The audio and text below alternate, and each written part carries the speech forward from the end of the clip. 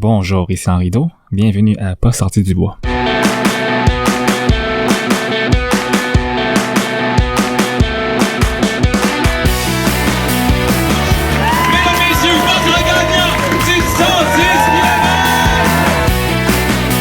tu commences à te sentir bien en courant un ultramarathon, fais-toi-en pas, ça va passer. Grand champion du 125 km! C'est la Minute NAC et aujourd'hui je vous parle des fameuses gaufres Ultra Énergie. Ben oui, même après 2 ans, j'en reviens pas encore. Ça m'accompagne dans chaque moyenne ou longue sortie de course à mon programme. Ça m'accompagne dans mes courses bien sûr, mais ça m'accompagne même dans mes journées au travail. C'est le snack parfait. Chaque gaufre fait 140 calories avec le parfait ratio 4:1 de glucides et de protéines. Ajoute à ça les 200 mg d'électrolytes pour reconstituer les minéraux qu'on perd dans la transpiration. Puis tu as un outil parfait pour t'accompagner dans tes efforts d'endurance. T'as l'outil parfait pour t'accompagner dans tes efforts d'endurance. Je vous parle même pas du goût, ça vient en 4 saveurs, vanille, caramel salé, chocolat et sirop d'érable. Puis honnêtement, là, après des centaines de dégustations, je peux toujours pas te dire laquelle est ma préférée. Si t'as pas encore essayé cette petite révolution-là, c'est le temps de le faire. Va sur le nac.com, remplis ton panier, puis si c'est ton premier achat, utilise le code promo Pas sorti du bois pour avoir 15% de rabais. PASSORTIDUBOIS. Bon épisode tout le monde. Ouais, ben, on n'est pas sorti du bois, hein? Bonjour tout le monde, bienvenue à ce 160e épisode de Pas sorti du bois. Vous le savez, dans le trail, le numéro 160 il est important, c'est le 100 miles en kilomètres, 160, c'est gros, c'est l'objectif de beaucoup de monde. Là, au 100e épisode, j'avais reçu le roi du 100 000 au Québec, Pierre Lequin. Là, peut-être que vous vous disiez, hey, 160, ça fait 6 semaines qu'il n'a pas sorti d'épisode, il doit préparer quelque chose avec quelqu'un qui fait des 160. Pas du tout. J'étais avec quelqu'un qui fait beaucoup plus que 160. Henri Do, bienvenue à Pas sorti du bois. Merci Yannick. Écoute, on sort des sentiers battus, on sort du bois littéralement parce que t'es un ultra cycliste. On va pas y revenir à la fin. Tu t'as fait un peu de trail, t'as touché à la trail, t'as touché à la course de par ton passé de triathlète, mais t'es vraiment connu comme ultra cycliste, un cycliste d'endurance. Il y a beaucoup de monde dans le trail qui te suivent. À preuve, pendant que tu faisais la Transam, moi je faisais des courses avec d'autres amis coureurs, des runs de fin de semaine, puis ça parlait beaucoup de ce que t'étais en train d'accomplir. Je pense que même si c'est loin de notre sport, c'est proche parce que c'est de l'endurance. Donc, je pense que ça va être super intéressant de le découvrir. Je pense que tu es aussi ami avec plein de trailers. Tout à fait. Ben, justement, le trailer. Le trailer, Julien Lachance. Tu connais Joanie Desroches de votre passé de triathlète, c'est ça? C'est ça, exactement. À Montréal encore dans le temps. Ça fait un bout de là maintenant, mais effectivement, Joanie qui était une bonne amie cycliste à Montréal. Puis encore maintenant, ils sont à Québec, mais... Tout à fait. Ah oui, puis ça te fait pas loin pour la longueur des runs que tu fais, mais si t'as le retour au Mont-Saint-Anne, c'est pas si pire. Non, c'est ça, surtout en vélo, ça se fait une journée. Ouais, c'est ça. Je sais pas si les gens se rappellent, mais au début du podcast, le premier spécial Saint-Valentin où je reçois un couple dans le coin de la Saint-Valentin en février, j'avais reçu Joanie et Julien, puis ils nous avaient raconté dans l'épisode leur périple au Mont des Morios le 31 décembre, et ils parlaient de leur ami Henri qui était avec eux, donc c'était toi. Donc ton nom a déjà circulé dans le podcast. Première chose, avant qu'on commence, on va présenter de ce qu'on boit parce que on est sage quand même, hein, il est tôt dans la journée, on a un bon café de Capic, donc je les remercie, c'est un partenaire du podcast, Capic 1 Expédition. Cheers Henri. Cheers. On hésitait entre le gin puis le café, on était comme à mi-chemin dans la journée, on s'est dit, finalement on a opté pour la sagesse. Ah, tout à fait. Tout à fait. Attends, pour le moment, on sait pas plus tard. En fait, tu vois, je pense que c'est comme mon 5e café de la journée, puis même pas 1 heure encore, là, fait que... Ça part fort. Ça part fort. Tu vois, écoute, ça va y aller avec l'épisode, on va jaser vite. J'ai le goût qu'on remonte à tes débuts dans l'ultra-distance parce que t'es allé sur d'autres podcasts, t'as raconté certaines courses, puis je veux pas te faire répéter les mêmes affaires. Je fais tout le temps ça que les invités. Je veux que ça soit le fun pour vous autres, puis des fois, ça me tente pas que vous partiez à la cassette de la même histoire de course que vous avez raconté 10 fois. Mais j'aimerais ça quand même qu'on revienne à la base de ton passé de sportif, ce qui t'a amené vers le triathlon, vers l'ultra-endurance. C'est quoi ton histoire sportive à tes débuts? Ben, tu vois, j'étais quand même pas mal sédentaire avant 2012. Donc, j'étais plus un gamer. Je jouais à World of Warcraft, par exemple. Donc, j'ai passé beaucoup de temps sur WoW, mes jours, mes nuits, vraiment à me démarquer sur ce jeu-là. Puis là, finalement, tu sais, j'avais quand même perdu un petit peu aussi la forme physique. J'avais pris du poids. J'étais vraiment typiquement, tu sais, un gamer typique, mais en même temps, je m'étais dit que, tu sais, je peux pas continuer à faire ça forever. Puis en même temps, c'était les Olympiques de Londres cette année-là, en 2012. Donc, il y avait une pub qui avait passé à la TV qui m'a vraiment inspiré. C'était une publicité, en fait, de Nike qui disait que greatness is not only reserved for one special person. Donc, pas juste les athlètes de haut niveau. C'est pas juste pour une seule place non plus. Donc, pas juste à Londres. Donc, greatness is pretty much wherever you go to find it. Donc, tout le monde peut trouver son propre greatness. Puis finalement, en fait, cette pub-là, ça l'a joué sur une trame sonore, c'est vraiment inspirante, genre, une petite musique classique avec des petits cues visuels. Ça m'a full touché. Puis finalement, tu sais, j'ai comme clippé ce clip-là, je l'ai mis en MP3, puis je l'ai joué en boucle. Puis la semaine d'après, je me suis acheté un vélo de route, j'ai commencé à faire du sport, juste pour me remettre en forme. Au début, c'était plus pour me déplacer au bureau. Puis après ça, ben c'est rendu comme, OK, ben je vais faire des 30 km, des 40, des 50, du CGV. Puis quelques mois plus tard, ben j'ai un ami qui faisait des triathlons qui m'a invité, mais tu devrais faire le triathlon de Mont-Tremblant l'an prochain. Puis dans le temps, Tremblant, en fait, c'était comme 2 fins de semaine séparées. Fait que t'avais le 51-50 la semaine d'avant, puis après ça, le 70.3 une semaine après. Fait que tu sais, on pouvait faire les deux triathlons sans problème. Fait que je m'étais inscrit aux deux sur une tête. Mais la pire affaire, c'est que j'ai justement commencé à m'entraîner 2 mois avant. Fait que j'ai vraiment traîné comme des gentils. On s'inscrit puis finalement on choke un petit peu, on le fait pas vraiment, puis après ça ben le monde le font pas. Ouais. Mais finalement, tu sais, je me suis dit ben il était rendu en mai 2 mois avant la course, puis j'avais pas couru depuis le secondaire, j'avais pas nagé depuis comme le primaire. Aïe aïe. Fait que là finalement, tu sais, je faisais quand même un petit peu de vélo, donc pas tant de vélo. Je faisais comme tu sais des 90, c'était beaucoup pour moi, tu sais. Pour une sortie? C'était une bonne sortie ici, Brossard, Montréal, Mont-Saint-Hilaire. C'était une bonne sortie. Fait que là, je me suis dit, OK, non, on va commencer à courir un petit peu. Fait que j'ai couru mon premier 5K en mai 2000.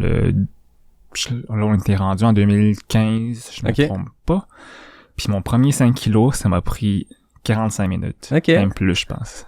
Si t'en vas voir sur Strava, en fait, mes vieilles stats, là, il est encore là. C'est encore là, tu l'effaces pas, c'est... J'ai aucun coup d'os. Mais je m'en fous. Des fois, c'est bon de se rappeler d'où on part aussi. Tu sais, quand on a une mauvaise journée puis qu'on fait un 5K, un 10K, peu importe, dans un temps qu'on trouve qui est moins bon que d'habitude, des fois, de se rappeler, hey, il y a genre 2 ans, 5 ans, 10 ans, peu importe, le temps que je fais aujourd'hui, ça aurait été un record de tous les temps.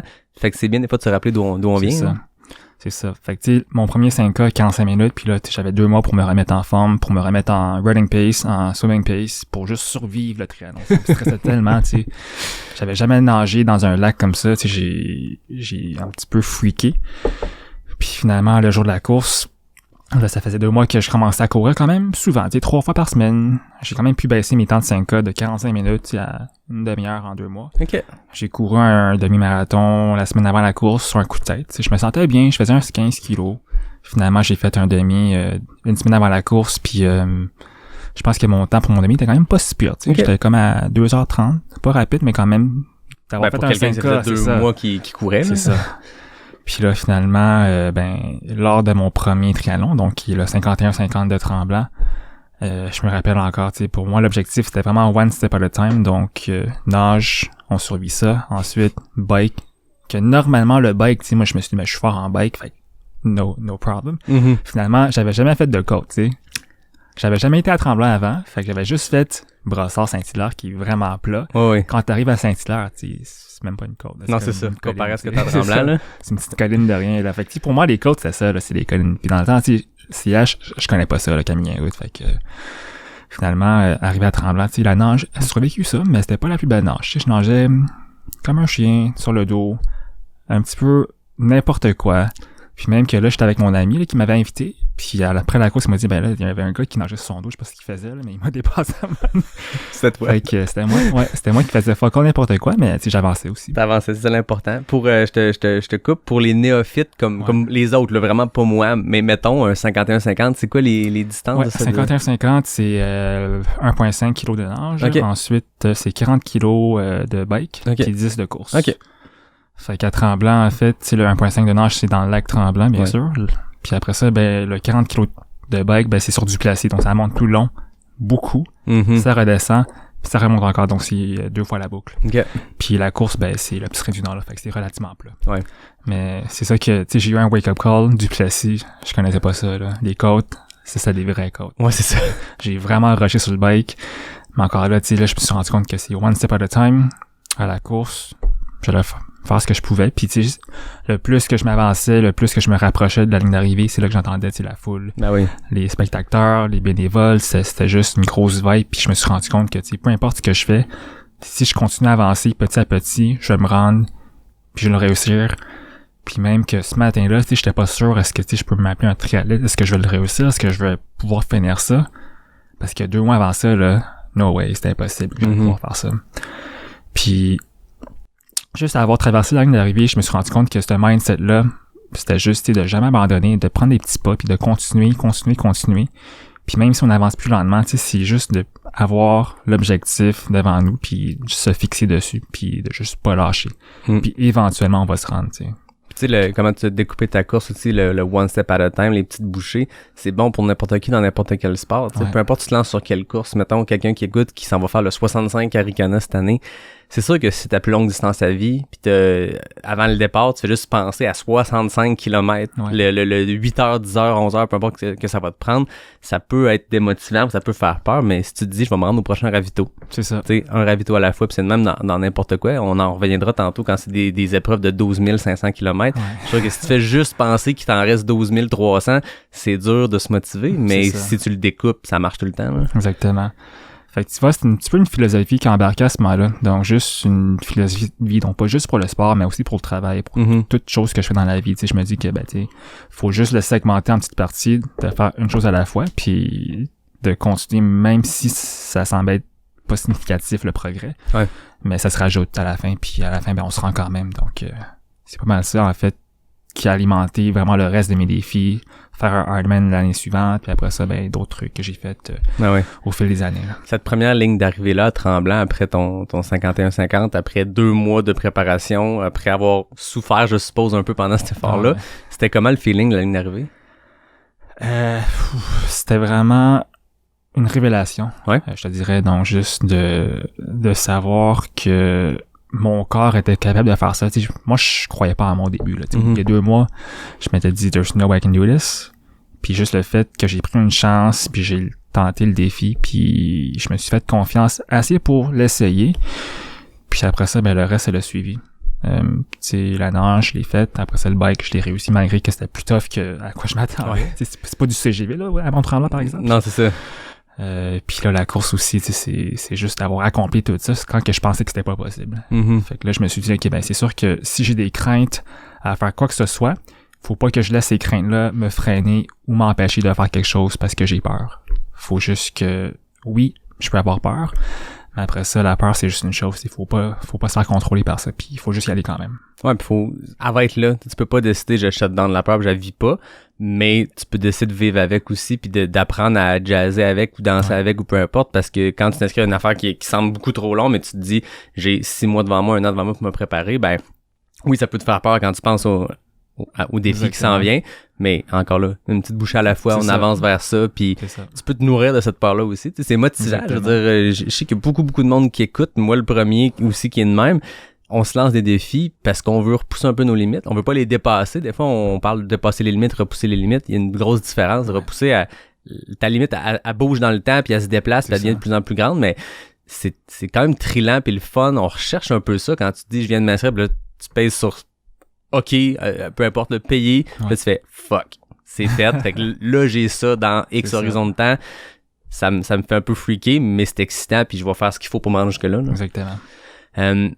Après ça, est-ce que ça a un peu nourri ta pratique du sport, cette espèce de quête-là de tes limites où tu te dis OK, dès l'année suivante, tu dis je m'inscris à un Ironman, un full.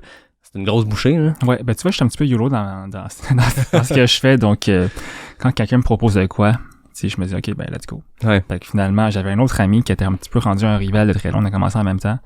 Fait que après le demi à Tremblant, il m'a dit OK, on fait le full l'an prochain, puis là je suis OK, let's go. C'est juste le double. Ouais. Juste le double, mais finalement, c'est quand même beaucoup plus que ça, là, mais depuis ce temps-là, je me suis lancé dans les triathlons, j'en ai fait 4 ou 5, je me souviens plus exactement du chiffre, là, des fulls, puis des demi, j'en ai fait peut-être une dizaine, 15, un petit peu partout au monde. C'est hot, hein? Puis t'es allé où pour faire tes fulls? Les fulls, toujours à Tremblant. OK. Toujours à Tremblant, fait que Tremblant, c'est un classique. Ouais. C'est tellement un beau parcours. les bénévoles, l'organisation, c'est parfait, là. Fait que... Puis est-ce qu'il y avait un thrill d'aller rebattre un peu ton temps? Parce que oui, je suppose que les conditions changent d'une année à l'autre, mais étant sur le même parcours, tu peux te challenger toi-même, là. Exactement. Mais tu vois, la deuxième année, c'est là que je m'étais tout donné pour être super en forme, parce que là, j'avais un barème, tu sais, de ce que j'avais fait. Ben là, on parle des triathlons du full. Fait que le full, je l'ai fait l'année d'avant. Okay. Mais mon deuxième full en 2016, c'est un petit peu ça qui a tout changé, un petit peu dans ma vie au niveau de ce que je fais maintenant aussi. Puis là, je savais un petit peu c'était quoi le full. Puis je voulais vraiment revenir pour battre mon temps, pour être vraiment efficace puis optimal dans tout, fait que nage, course, puis nage, course puis vélo. Ouais. Puis finalement, 10 jours avant cette course-là, ben je me suis fait frapper par une voiture. OK. Grosse lacération au genou, je marchais plus. Ah ouais. Puis ça, c'était le jour avant, en fait, que j'allais partir en vacances de job, donc j'avais comme 2 semaines de vacances. Fait que là, je texte mon boss jeudi soir si j'étais à l'hôpital. Puis mon bike, en théorie, parce que les paramedics m'ont dit « Ah, ton vélo, il est correct, là, il y a rien. » Fait que, tu sais, je leur ai fait confiance, puis sur le coup, tu sais, je me sentais quand même bien, tu sais, adrénaline, fait que j'avais comme pas mal. Ouais. Mais là, mon ami, il est venu à l'hôpital avec moi, puis il me dit « Ah, ta jambe, je sais pas, là, mais ça saigne en astique. » Puis finalement, à l'hôpital, ben, effectivement, une grosse lacération au genou, mon tendon possiblement atteint ou déchiré. Puis là, ils m'ont mis dans un gros knee brace, fait que je pouvais plus bouger la jambe. Puis là, il me restait 10 jours pour me rendre, en fait, au Ironman. Fait que, tu sais, dans tous les cas, tout le monde me disait, ben, oublie ça, là, c'est impossible, c'est fini. Tu peux pas te rendre là. Fait que finalement, c'est quand, j'étais un petit peu tatoué dans ma tête. T'sais, quand j'ai rencontré la médecin, en fait, qui me soignait à l'urgence, tu sais, je lui ai dit, ben, tu sais, j'ai un triathlon comme dans 10 jours. Tu pourrais-tu mettre les meilleurs points de suture pour mon genou? Puis elle m'a dit, ben, tu sais, t'as un rendez-vous à l'ortho pour voir si ton tendon il est atteint. Ça, c'est vraiment ça qui va tout déterminer. Ouais. Mais tu sais, en même temps, moi, dans ma tête, j'étais encore en mode, genre, non, faut que je le fasse, là. Tu sais, j'ai 2 semaines de congé, je suis pas pour, comme, gaspiller mes semaines de congé à rien y faire, puis à juste, tu sais, dormir chez nous, puis vraiment rien y faire. Ah ouais. Fait que j'étais encore en mode, ok, non, je vais le faire, mais tout le monde me disait, non, c'est stupide, là, fais-le pas. Tu sais, tu peux le faire l'an prochain, tu sais, ça donne rien, là, t'es blessé. Dans ma tête, quand même, tu sais, moi, j'étais plus dans le mindset, chaque petit pas qu'on prend nous rapproche du but. Donc, je me suis dit que, en ce moment-ci, je m'étais pas rendu encore le plus loin que j'ai pu me rendre. Le plus loin étant, ok, ben, je vais me rendre à mon rendez-vous d'ortho. Si mon genou est correct, je vais me rendre au physio, voir son avis. Si c'est correct, je vais me rendre à Tremblant, m'inscrire, prendre mon dossard, me préparer. Ensuite, je me rends à la plage. Puis si à un moment donné, tu sais, si ça s'arrête là, ben, ça allait finir là. Ouais. Mais j'allais au moins me rendre le plus loin possible en épuisant mes ressources, c'était le plus que je pouvais. Puis même cette année-là, en fait, ma mère venait de faire un AVC. Donc, j'avais quand même repris les longues distances un petit peu pour elle aussi, pour lui montrer que, tu sais, c'est vraiment la persévérance, puis c'est vraiment chaque petit step qu'on prend nous ramène là. Tu sais, c'est pas un sprint, c'est un marathon, c'est long. Fait qu'il faut qu'on continue à se battre contre ça petit à petit. Puis je me rappelle quand ma mère m'avait vu dans mon état, tu sais, je marchais plus. Puis elle m'avait dit, ben, tu sais, Henri, tu comprends maintenant que tout ce que moi j'aime faire, je peux plus le faire. Toi aussi, tu peux plus faire ton triathlon. Mais c'est là que j'ai répondu à ma mère, tu sais, j'ai dit, maman, tu sais, la différence c'est que, oui, j'ai un gros obstacle devant moi, un gros imprévu, mais c'est pas à cause que j'ai un imprévu dans ma vie que je vais m'arrêter là puis je vais abandonner. Ouais. Je prends toutes mes ressources que je peux pour me rendre le plus possible, puis c'est ça que je veux que tu comprennes, tu sais, c'est pas la fin. Il y a toujours moyen de continuer puis de progresser, même si c'est des petits pas, même si c'est un chemin alternatif, il y a toujours moyen. Ouais. Fait que, tu sais, moi, j'ai fait tout ce que j'ai pu pour continuer. Je me suis rendu à mon rendez-vous. Tendon était pas atteint. Bon, bonne je nouvelle. Me suis rendu au physio pour voir, tu sais, ma flexibilité au niveau de la jambe. Tu sais, je me suis dit, ben, tu sais, la course, je peux boiter, je peux marcher. Est-ce que ma jambe va assez plier pour que je puisse pédaler? C'est plus ça la question. Tu sais, il manquait un petit peu de flexion, mais là, tu sais, lui, il forçait. Il me dit, tant que ça fait pas plus mal que, tu sais, 7 sur 10, tu sais, 7 sur 10, ça veut dire quoi? Ouais, c'est ça. Chaque personne a un 7 sur 10 différent, là. Tant que ça te fait pas plus mal que 7 sur 10, c'est go for it. Si ça te tue pas, go for it. C'est juste la flexibilité qui te manque en ce moment. Ouais. Puis c'est juste des rendez-vous de physio à faire. À l'ortho aussi, moi j'avais dit, j'ai un triathlon qui s'en vient. J'ai pas dit c'était quoi la distance. Il m'a juste dit, quoi, dans 2-3 mois? Genre, ouais, non, plus ou moins, genre. Il m'a dit, ouais, tu veux, mais tu sais, pour l'instant, repos, puis dans 2-3 mois, on verra ça plus tard, là, mais c'est ça. Fait que, straight from the get-go, l'ortho, c'était un gros no. Mais le physio, c'était mon ami, puis je l'avais dit que je veux que tu me donnes ton opinion honnête. Là. Genre pas de fluff, je veux pas que tu me protèges, tu sais, par pur principe ou sinon en me généralisant avec les autres personnes. Tu sais, donne-moi vraiment ton opinion honnête en me connaissant, en me connaissant en fait ce que je peux faire, puis en me connaissant aussi si j'allais me blesser à long terme. Fait qu'il m'a dit, tu sais, encore 7 sur 10. Fait que je me suis dit, ok, ben si ça fait pas tant mal que ça, puis ça fait un petit peu mal, puis je peux le tolérer, je vais y aller. Fait que finalement, là, il me restait 3-4 jours avant le Ironman. Fait que j'ai tout fait encore pour me rendre le plus loin possible. T'sais, je me suis rendu à Tremblant. Je marchais pas encore à ce moment-là. Je boitais. C'est seulement le jour avant la course que j'ai décidé de tester le vélo. C'était vraiment ça, en fait, ma grosse crainte. Parce que, tu sais, la nage, tu plies pas du genou. Fait que tu bois des jambes, mais tu plies pas. Après ça, ben, la transition, tu sais, on verra, là, la course pour se rendre en T1. Mais c'était plus le bike, tu sais, la grosse flexion qui a été clippée. Faut que tu pédales comme du monde.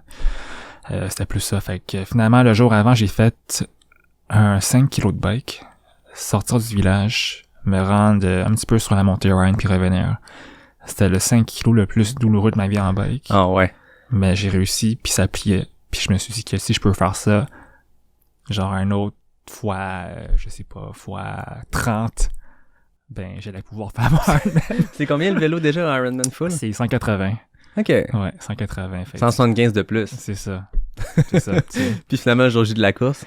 Fait que finalement, jour J, tu sais, je suis quand même plus confiant. Tu sais, j'avais fait du bike, courir. Je me dis j'allais marcher dans le pire des cas. Mais finalement, jour J de la course, tout a enchaîné. Tu sais, il a fait beau le matin, puis après ça, gros déluge sur le bike.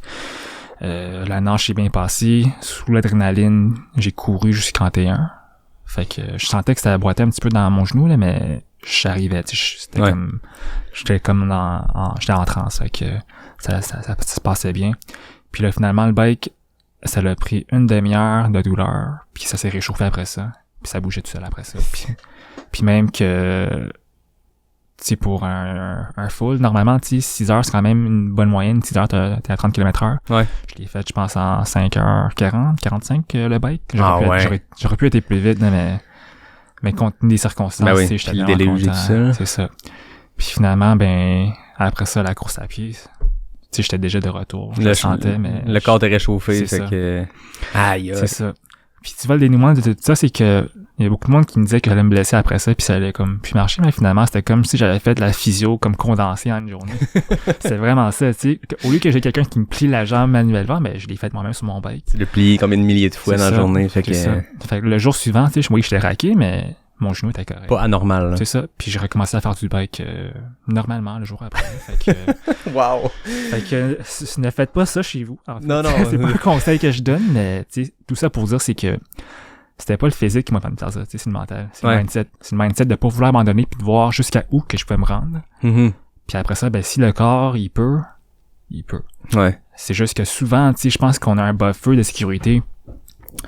On a un buffer de confort que beaucoup de gens, tu sais, une fois qu'on se rend dans le buffer de confort, ils vont dire « Ah non, plus vraiment. Je suis plus bien. » Mais ce buffer-là, là, tu te blesses pas avant un long bout, là. Fait que tu peux vraiment le squeezer assez profondément. Puis, tu sais, c'est vraiment beaucoup plus loin avant que tu te blesses, là. Fait que c'est ça que je me suis rendu compte. Ouais, puis je pense que j'ai entendu souvent, là, c'est par rapport à la course, mais c'est par rapport à n'importe quel sport d'endurance, que quand tu penses que t'es au bout, tu sais, quand tu sens que t'es vraiment au bout du rouleau, il te reste genre 90% de ton potentiel, tu sais. Puis moi, je me rappelle, quand j'ai augmenté les distances d'un premier marathon à un 50 kg de course, je me rappelle, après 30 kg, me dire, OK, je suis raqué, fait qu'il reste 20 kg sur mon 50, 20 kg sur des jambes maganées, ça se fait super bien, mais tu te dis, hey, ça veut dire que la douleur continue d'augmenter comme ça. Puis moi, de mon expérience personnelle, je me suis rendu compte que d'un 50 à un 80, à un 125, à un 160, la douleur arrive toujours à 25-30 kg, même si c'est 160, mais après ça, elle est stable. Puis ça devient juste une game mentale de danser avec cette douleur-là, puis d'apprendre à justement vivre avec, parce que elle augmentera pas beaucoup plus à moins d'une blessure. Fait que ça devient juste une game mentale. Puis je suppose que du Ironman, oui, mais après ça, ce que tu as accompli dans les années qui suivent, ça se passe dans la tête, non? Effectivement. Fait que les triathlons, tu sais, ça m'a donné un petit peu l'introduction à la force mentale, mais cet accident-là spécifiquement, puis le fait que j'ai pu réussir ça quand que tout le monde disait que c'était impossible, puis que j'allais pas le faire. Puis même que j'ai battu mon temps de la première année du Ironman, je l'ai fait, je pense, en 12 heures avec ma jambe qui pliait pas vraiment. Fait que depuis ce temps-là, je me suis dit que, tu sais, ben, il y a rien qui pourrait m'empêcher, tu sais. Faut pas que la peur me freine là. faut pas que l'inconnu m'empêche de faire des affaires qui sont folles. Faut juste que je me fasse confiance puis que je gère as I go. Puis si un jour, ben il faut que je m'arrête, je vais m'arrêter. Puis je connais bien mon corps aussi, il y a ça aussi à savoir. Ouais. Je pense que je suis quand même très in tune avec mon corps au niveau de ce quoi qui me blesse ou non, puis soit une douleur qui est vraiment blessante ou du confort ou du mind game. Fait que c'est deux choses complètement différentes, mais qui sont dures à percevoir parce que des fois, t'as l'impression d'être blessé puis de te dire je marcherai plus jamais, puis le lendemain de ta course, t'es frais, puis tu dis, OK, c'était juste de la douleur, puis faut apprendre à ressentir ces choses-là. Du moment que t'as fini ce Ironman-là, puis que t'as un peu défié les pronostics des médecins et de tous les experts, ça a-tu comme ouvert un champ des possibles de te dire, OK, là, j'étais dans quelque chose qui est assez intense. Là, tu parles dans le commun des mortels, un Ironman, c'est immense. C'est un accomplissement gigantesque. Tous mes amis de trail là, où on fait du 160, on se fait souvent dire « Faites-vous des Ironman? » C'est souvent le monde dans le commun des mortels. Le trail, on connaît pas ça. Ironman est l'épreuve ultime d'endurance au monde. Là, tu réussis ça, blessé, puis blessé finalement. Ça ouvre une espèce de champ des possibles qui a pas de sens. Hein? Ouais, mais tu vois, j'ai pas capitalisé sur ça rapidement. En fait, j'ai quand même fait après ça 3 Ironman de plus. Encore toujours pour tenter de battre mon temps. Et au final, le meilleur temps a été quoi? Le meilleur temps, c'était mon dernier. J'étais à 11h je me souviens plus exactement des chiffres. Puis ça, c'était une année non plus que j'étais pas comme tant entraîné. Je m'étais remonté en fait de 0 à faire ça, je pense, en 3 mois. Puis même cette année-là, j'ai fait mes meilleurs temps pour mon demi au Ironman. Fait que je m'étais inscrit à Tremblant qui était en août, puis après ça, au demi de Maine qui était une semaine après. Puis beaucoup de gens m'ont dit, à Maine, oublie ça, là, tu vas pas être récupéré de ton Ironman. Mais tu sais, j'avais déjà tellement fait de longue distance à ce moment-là que mon corps, se récupère assez vite. Parce que mon premier Ironman, ça m'a quand même pris 2-3 mois avant que je me sentais bien. Tu sais, j'étais fini, là, fatigué tout le temps, raqué, en 2-3 mois. Mais le dernier, je me suis dit, j'ai une semaine d'entraînement pour me revenir à Maine. Puis je me suis dit que ce que j'allais faire cette année-là, c'est m'entraîner en étant fatigué. Fait que j'allais, même quand j'étais fatigué, même quand j'étais épuisé, juste pour que mon corps comprenne c'était quoi la fatigue, pour qu'il puisse être plus optimal dans la récupération. Puis finalement, au demi de Maine, je l'ai fait en bas de 5 heures. Fait que c'était mon meilleur temps en 4-5 ans, je me trompe pas. Fait qu'en 2 semaines, l'équivalent d'une semaine, t'as battu t'as établi ton meilleur temps d'Ironman puis demi-Ironman. C'est ça. Puis finalement, c'était mon dernier après ça. Fait que, ça commence à coûter cher, là, les Ironman. C'est ça. Ironman, tout ça, ouais. Il y a ça aussi. Puis bon, je veux pas te faire raconter toute cette transition-là du triathlon aux longues distances en vélo parce que tu l'as super bien raconté au podcast Ultra Distance de NAC. J'encourage les gens à aller l'écouter. C'est vraiment intéressant. J'ai le goût qu'on saute à ces premiers gros défis de vélo là parce que là on tasse on tasse la nage, on tasse la course, on focus complètement sur le vélo. Ça a été quoi le premier défi d'endurance un peu extrême où tu t'es dit OK, là je peux commencer à penser à des projets comme ce que tu fais maintenant aujourd'hui? Le gros switch entre des courses organisées vers des défis personnels que j'ai fait dans le passé ou maintenant même présentement, c'était quand que j'ai fait Toronto-Montréal en un jour à 24 heures. Combien de kilomètres? Normalement, Toronto-Montréal, c'est un 580 km dépendamment de où tu commences puis que tu finis. Moi, en tête, j'avais le chiffre 600. Puis j'avais l'autre chiffre en bas de 24 heures. Fait que j'avais jamais roulé en fait plus que 300 kilos. 300 kilos, c'est une raide que tu peux faire de jour normalement si t'es rapide. J'avais jamais roulé de nuit sans dormir, non-stop, sans support. Fait que, je me suis lancé dans comme plein de trucs inconnus, mais en même temps, je m'étais dit, you never know until you try. Fait que finalement, moi, mon défi, le plus tough pour ça, c'était pas de le faire, en fait, ou de le tenter. C'était plus, si j'étais pour faire un one-way Toronto-Montréal ou vice-versa, comment est-ce que je rentre chez nous avec mon stock? Qui va vouloir m'amener à Toronto? Finalement, c'était des collègues de job. Je rentrais un matin sur un coup de tête, puis je m'étais levé, je me suis dit, OK, cette semaine, ce vendredi, dans 3 jours, je pense que je vais le faire. Il fait beau, météo est bonne, on va le tenter. Rentré au travail, j'ai demandé à une collègue, puis surprenamment, je lui ai dit, tu fais quoi vendredi soir? Ça tenterait-tu de faire un petit road trip à Toronto pour, je sais pas, tu peux aller bruncher, faire tout ce que tu veux, c'est juste que je rentrais pas avec toi. Tu vas aller bruncher à Toronto puis pas avoir d'accompagnateur pour le retour. C'est ça. Fait que, surprenamment, elle a dit oui, ok, je fais rien, blablabla. Finalement, j'ai une deuxième collègue qui rentre dans la convo. Ah, tu fais quoi vendredi soir? Ça te tente-tu de venir avec nous? Vous allez pouvoir aller bruncher, faites tout ce que vous voulez à Toronto, je m'en fous. Puis vous me déposez là, puis moi je peux conduire le vendredi soir. Ouais, c'est ça. That's it. Fait que finalement, vendredi, je suis parti. On est parti de Montréal comme vers 6-7 heures le soir. Arrivé à Toronto à quasiment 1h, 2h du matin. J'ai dormi une demi-heure, 40 minutes, puis je suis reparti après ça. Puis finalement, tu sais, comme je t'avais dit, mon chiffre magique, c'était à 600. Fait qu'arrivé à Montréal, sur le canal à la Chine, j'étais rendu à comme 570, 580. Tu sais, je savais que je rentrais chez nous, j'allais comme pas finir à 600. Ouais. Il me restait du temps, j'avais du buffer. Fait que là, je me suis dit, OK, on va au CGV, on fait des tours. Fait que j'ai fait, je pense, 3 tours de plus pour l'arrondir. Puis là, je savais aussi que du CGV à chez nous, c'est environ 10 kilos. Puis je savais que c'était un 10 kilos qui est pas mal lent parce qu'il y a plein de lumière rouge. Mais là, tu sais, il était 3 heures du matin. Fait que je me suis dit, OK, on bosse tout. Faut que je le rentre en bas de 24 heures. Finalement, j'ai fait 600 km pile, je me rappelle bien. Puis ça, il m'a pris 23h58 minutes. Wow. Fait que... T'avais rentré ça pile dans l'objectif. C'est ça. Fait que ça, c'était first time que je roule de nuit, first time que je roule 24 heures sans dormir, puis tu sais, oui, il y avait des moments difficiles, mais j'ai tout le temps comme rebondi, j'ai passé à travers ça, puis c'est là que je me suis rendu compte que anything is possible. Mm-hmm. C'est un défi personnel que j'ai fait, je l'ai réussi. So what's next now? Ouais, c'est ça. Qu'est-ce qui a été next? T'as eu le tour de la Gaspésie. Je pense chronologiquement, c'était dans la pandémie, la Gaspésie, 2021. Ça, c'était beaucoup plus tard. Fait que, mais en fait, Toronto-Montréal, ça, c'était juste avant la pandémie. Donc, 1 an et demi avant, je pense. Okay. Fait que là, cette année-là, je me suis dit, ben là, tu sais, si je peux me rendre en bike partout, ben pourquoi conduire? Ouais, là, j'ai comme arrêté de conduire. J'ai comme délaissé ma voiture. Puis dans le temps, tu sais, je courais encore. J'avais des Ironman qui venaient de finir cette année-là. Fait que, tu sais, je me suis dit, ben, tu sais, je pouvais peut-être...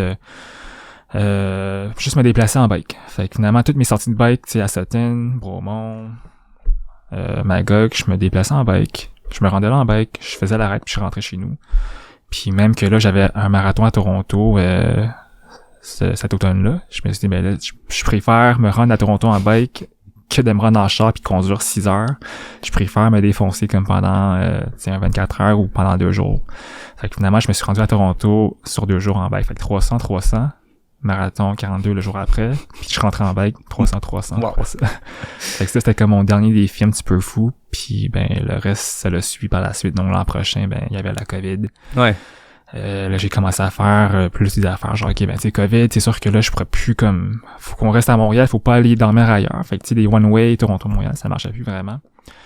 Fait que c'est là que j'ai commencé à faire des allers-retours Montréal-Québec, que j'en ai fait plusieurs maintenant, là, j'en ai peut-être une vingtaine à date, des allers-retours Montréal-Québec, mais... Moi, j'aimais ça, je pense que c'est là que j'ai commencé à te suivre dans la pandémie, puis t'essayais de rentrer des distances pas possible dans les couvre-feux. Fait que tu t'es mis un peu à t'amuser. Tu sais, le monde s'est mis à être vraiment créatif dans la pandémie. Les gens l'étaient avant, mais on dirait qu'avec la pandémie, les projets solo, les courses annulées, on a vu plein de monde faire plein d'affaires créatives. Puis s'amuser avec les paramètres qu'on nous donne. C'est des règles, c'est correct, c'est le gouvernement qui le dit, puis on peut pas vraiment contrevenir à ça. Fait que qu'est-ce qu'on fait pour s'amuser là-dedans? Puis tu t'es mis à faire des longues rides pour rentrer dans les fenêtres. Je me rappelle pas c'était quoi les heures, là, entre 6 le matin et 10 le soir. Ouais, c'est ça. Ben justement, tu vois, dans le temps, on connaissait pas le temps encore, fait que, tu sais, je faisais des affaires de fou, puis il y avait du monde qui voyait ça, oui puis non. Puis là, finalement, tu sais, étant ultra cycliste, tu roules généralement à 24 heures, fait que tu roules de nuit, tu as toute la journée pour le faire. Mm-hmm. Mais là, dans ce temps-ci, ben, tu sais, je pouvais plus rouler de nuit. Fallait que je sois chez nous à 9 heures. Fait que, tu sais, j'avais comme en tête, ok, ben, est-ce que je peux faire mes mêmes distances que je faisais, tu sais, durant la pré-pandémie, mais entre 6 heures le matin puis 9 heures le soir. Puis je savais pas à quel moyen j'étais capable ou non. Fait que je me suis fait un petit test au début, un 400 kilos, puis j'ai fait une genre un sondage sur Instagram, puis la plupart du monde, tu sais, la moitié du monde disait que ça non, c'était pas impossible. Ouais. Je me rappelle encore dans le temps, là, le monde trouvait que ce que je faisais c'était impossible, fait qu'il me disait non, tu peux pas faire ça, là, c'est impossible. Puis même j'ai un ami que j'ai croisé au CGV, il me dit tu s'en vas faire ça, c'est impossible, même tu fais ça, là, je te paye de quoi? Impossible que tu fais ça se fait pas. Fait que finalement, j'ai fait mon premier test qui était un 400 km entre 6 heures le matin puis 9 heures le soir. Puis j'avais amplement de temps, du lousse encore. Fait que je me dis, ben, tu sais, 400, je l'ai fait, j'avais genre 3 heures de lousse puis j'étais bien relax. Là, j'ai fait mon commute de Montréal. Sortir de la ville, ça prend quand même du temps puis c'est lent. Là, puis revenir aussi. Fait que là, mon prochain défi, c'est ok, ben, est-ce que je peux rentrer un 500 km en 16,5 heures? Puis fait que là, c'était un petit peu plus corsé, tu sais. Là, j'étais un petit peu plus scientifique. Ok, 500 km en 16,5 heures. C'est quoi la moyenne de vitesse? Puis là, si je fais des stories, tu sais, je pars du temps. Là, je m'arrête pour faire pipi, pour aller au dep, je pars du temps. Fait que c'était rendu une course contre la montre, mais tu sais, comme un défi sur mesure. Mm-hmm. Puis je me suis jamais autant senti en mode course, mais sans l'être. Ouais. J'étais tout seul, avec juste mon téléphone, mon vélo, mon battery pack, avec un couvre-feu imposé par François Legault, merci. Puis, on le salue. Finalement, c'était tellement le fun. Je me suis senti, OK, là, il est rendu 6 heures, je pars live, le clock starts. Fait que c'était pas mes temps que j'ai imposés, mais c'était des temps officiellement imposés par le gouvernement. Ben oui. Fait que j'étais vraiment comme, OK, j'avais le feeling que, OK, faut que je rentre chez nous avant ça. Finalement, ça, je l'ai tenté 4 fois. La première fois, j'ai réussi mon 500, mais j'ai bossé le couvre-feu de 15 minutes, puis j'ai jamais été autant stressé de ma vie. Tu sais, là, je suis comme à Brossard, tu sais, c'est pas comme à Montréal que tu peux te passer par un livreur de quoi, tu sais, j'étais en vélo de triathlon avec une roue pleine, avec un casque aéro, là, j'avais l'air vraiment pas legit, là. Fait que là, tu sais, je me rappelle encore, j'ai tout éteint mes lumières pour être vraiment incognito, j'ai pris comme les rues les plus sketch pour pas que la police me voie. Finalement, tu sais, ce défi-là, j'ai refait 4 fois, fait que le 500 kilos, première tentative, je pense que je l'ai faite en bossant le couvre-feu de 15 minutes. Deuxième fois, c'était une idée un petit peu stupide que j'avais. C'était comme une collab avec NAC. Fait que dans le temps, c'était Nico là, qui gérait NAC. Puis j'avais dit, ben tu sais, vos barres ultra qui venaient de sortir, ben peut-être que je pourrais juste manger ça puis faire mon défi. On les aime, les barres NAC, mais juste manger ça. Juste manger ça, c'est ça, avec de l'eau. Ouais. Wow! Fait qu'il m'en avait donné 50 en fait. Puis là, moi, j'étais genre, OK, on va faire des calculs. Tu sais, mettons que dans une barre, c'est tant de calories, c'est tant de glucides, il me faut ça, c'est ça. Fait que tu sais, j'étais comme sur une lignée pour manger comme 40 barres. Là. Finalement, c'était comme l'affaire la plus stupide au monde que j'ai voulu faire. J'en ai mangé, je pense, 15, puis ça me levait le cœur. Ben, c'est parce que juste carburé là-dessus. C'est le fun de pas changer le goût puis le type aussi. Là, juste du sucré pendant 16,5 heures, c'est du stock. Là. Ouais. Mais finalement, c'était des défi-là encore avec des barnecs. J'étais quand même proche. Tu sais. J'ai bossé encore le couvre-feu d'une demi-heure. Il m'a encore rentré le 500 kilos. Puis rendu là, j'étais comme rendu un petit peu lourd avec le couvre-feu. Là, je m'en dis, OK, je le bosse tout le temps le couvre-feu. On s'en fout, il n'y a pas de police, ils vont pas m'arrêter. Puis dans le pire des cas, j'invente une histoire. Là. Oh, ouais, c'est ça. Mais tu peux juste dire, hey, excuse, j'ai été retenu, puis j'étais chez nous dans 15 minutes. Dans le temps, je veux dire, oui, les couvre-feux étaient intenses, mais il allait pas t'arrêter pour 15 minutes. C'est ça. Mais effectivement, j'étais rendu super lourd sur ça. Je m'en foutais un petit peu. Là. Puis même que quand je faisais mes commutes de soir pour aller chez ma mère, là, qui était à Brossard, fait que je bossais, je rentrais, genre, OK, whatever. Okay. Puis finalement, 3e tentative, ça, je l'avais pas réussi, mais c'était comme ma journée parce qu'il y avait comme du vent intense encore bossé une demi-heure. Puis la 4e, c'est là que je me suis fait vacciner. OK. C'était ça un petit peu la prémisse, genre, OK, est-ce que je peux réussir le défi? J'ai un vaccin de Pfizer de planifié 2 jours avant, puis là le monde était genre non man, tu vas te sentir à terre, c'est comme quand j'ai eu mon vaccin, j'étais fini, oublie ça, c'est impossible. Je me rappelle, c'était genre est-ce que ça va être un super pouvoir ou est-ce que ça va m'aider parce que ça va me donner une puissance supplémentaire ou ça va me nuire parce que je vais filer comme de la merde. C'est ça. Mais tu sais moi j'aime ça quand les gens me challenge et puis ils disent ce que tu fais c'est stupide, c'est con, puis après ça prove them wrong. Ouais. Puis fais-le. Parce qu'encore là, tu sais, dans les sondages, c'était tout le temps 50-50. Maintenant, c'est rendu comme tout le monde me dit que c'était possible, ce que je fais. Puis même quand moi, je pensais que c'était pas possible, oui, c'est ça. me dit que c'était possible. Juste par expérience, mais tu sais, dans le temps, c'était 50-50. Ouais, à la limite, prove them right, mais au moins, j'aurais essayé, ça aurait diverti le monde. Parce que, j'ai le goût qu'on prenne un sidestep dans la conversation parce que t'es vraiment le fun à suivre aussi par les défis de fou que tu te lances, mais la création de contenu est vraiment au cœur de ce que tu fais. Tu le disais tantôt, tu planifiais ta sortie en fonction, OK, il faut que je vais créer du contenu aussi parce que tu te divertis à travers ça. Qu'est-ce que ça t'amène, ce côté-là, de t'imposer, entre guillemets, de créer du contenu sur tes aventures pendant que t'es fait? Ben, tu vois, ça devient quand même monotone des fois quand je roule. Tu sais, oui, il y a des beaux paysages, puis oui, c'est comme un moment pour que je me détende, puis que je médite un petit peu.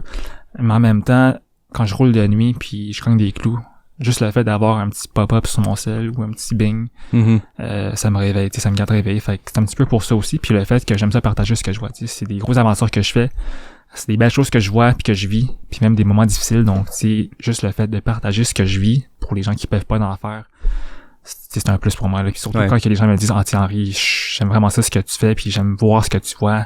Puis je me sens comme si j'étais là avec toi. » Pour moi, c'est un plus de pouvoir partager ces beaux moments-là avec plein de gens, en Gaspésie, quand je traverse le pays, Canada-US. Ouais, puis je le dis au monde parce que je dis pas ça à tout le monde, mais je veux dire, j'en suis beaucoup des gens sur les médias sociaux qui font du sport. Dans la vie, je fais ça, de la com, et je gère des créateurs de contenu pour des événements et tout. Ce que tu crées comme contenu, le niveau de qualité que tu y mets, Et exceptionnel, pour vrai. Tu sais, je peux te comparer à des gens qui font ça de leur vie, avec qui je collabore pour des événements. Puis il apprendrait de te suivre parce que la façon que tu utilises les paramètres qu'ils te donnent, je veux dire, tu n'as pas Photoshop sur le site, tu crées tes affaires puis tu les importes dans ton cell, tu crées tout dans Instagram. C'est vraiment le fun à suivre, ça donne des idées de comment s'amuser avec les stories et surtout, comme tu dis, tu fais vivre tes aventures, tu fais vivre ton paysage. Puis moi, il y a beaucoup de monde que je suis, des fois, j'arrête de les suivre, je recommence à les suivre parce que ça revient toujours les mêmes affaires. Tu trouves une façon de toujours accrocher ton monde de façon différemment. C'est vraiment le fun à suivre pour vrai. Les gens qui suivent pas encore Henki, c'est ça? Henki sur Instagram, allez suivre ça à l'instant. Merci beaucoup. Non, mais pour vrai, c'est vraiment le fun. Je te lance des fleurs, mais ça fait que pendant ta Transam, on était tous au bout de nos selles parce que t'avais créé un groupe, on pourrait y revenir tantôt, mais t'avais créé un groupe où on était, je pense, 1000 personnes à te suivre dans ce groupe-là, puis là, on avait des updates encore plus pendant ta course, puis c'était malade, ça. Ah, c'est moi, ça va. Moi, j'étais un petit test pour la Transam. On était tantôt, là, mais effectivement. Mm-hmm. Donc là, on fait des défis de pandémie. Tranquillement, il y a une sortie de pandémie. On peut faire des plus gros défis. On t'a vu faire le tour de la Gaspésie. C'était combien, ça? 800 km? En fait, je l'ai fait 2 fois. Fait que j'ai fait Montréal-Gaspésie. Donc ça, c'était pour le solstice d'été. Ça, c'est avec le devoir. Donc de là que j'ai aussi un petit boost de visibilité. Puis ça encore, tu sais, c'était juste de surfer la 132 puis 138 tout le long avec le vent d'eau. Ça allait super bien. Puis, tu sais, moi, je suis un gars de triathlon, de TT. Fait qu'encore là, mon vélo de triathlon, roue pleine, aéro, puis vent d'eau tout le long, tu sais, c'est un dream, là, tu fly. Si t'as le vent d'eau tout le long, ça roule full bien, là. Fait que, finalement, tu sais, c'est un défi que j'ai fait en 2021.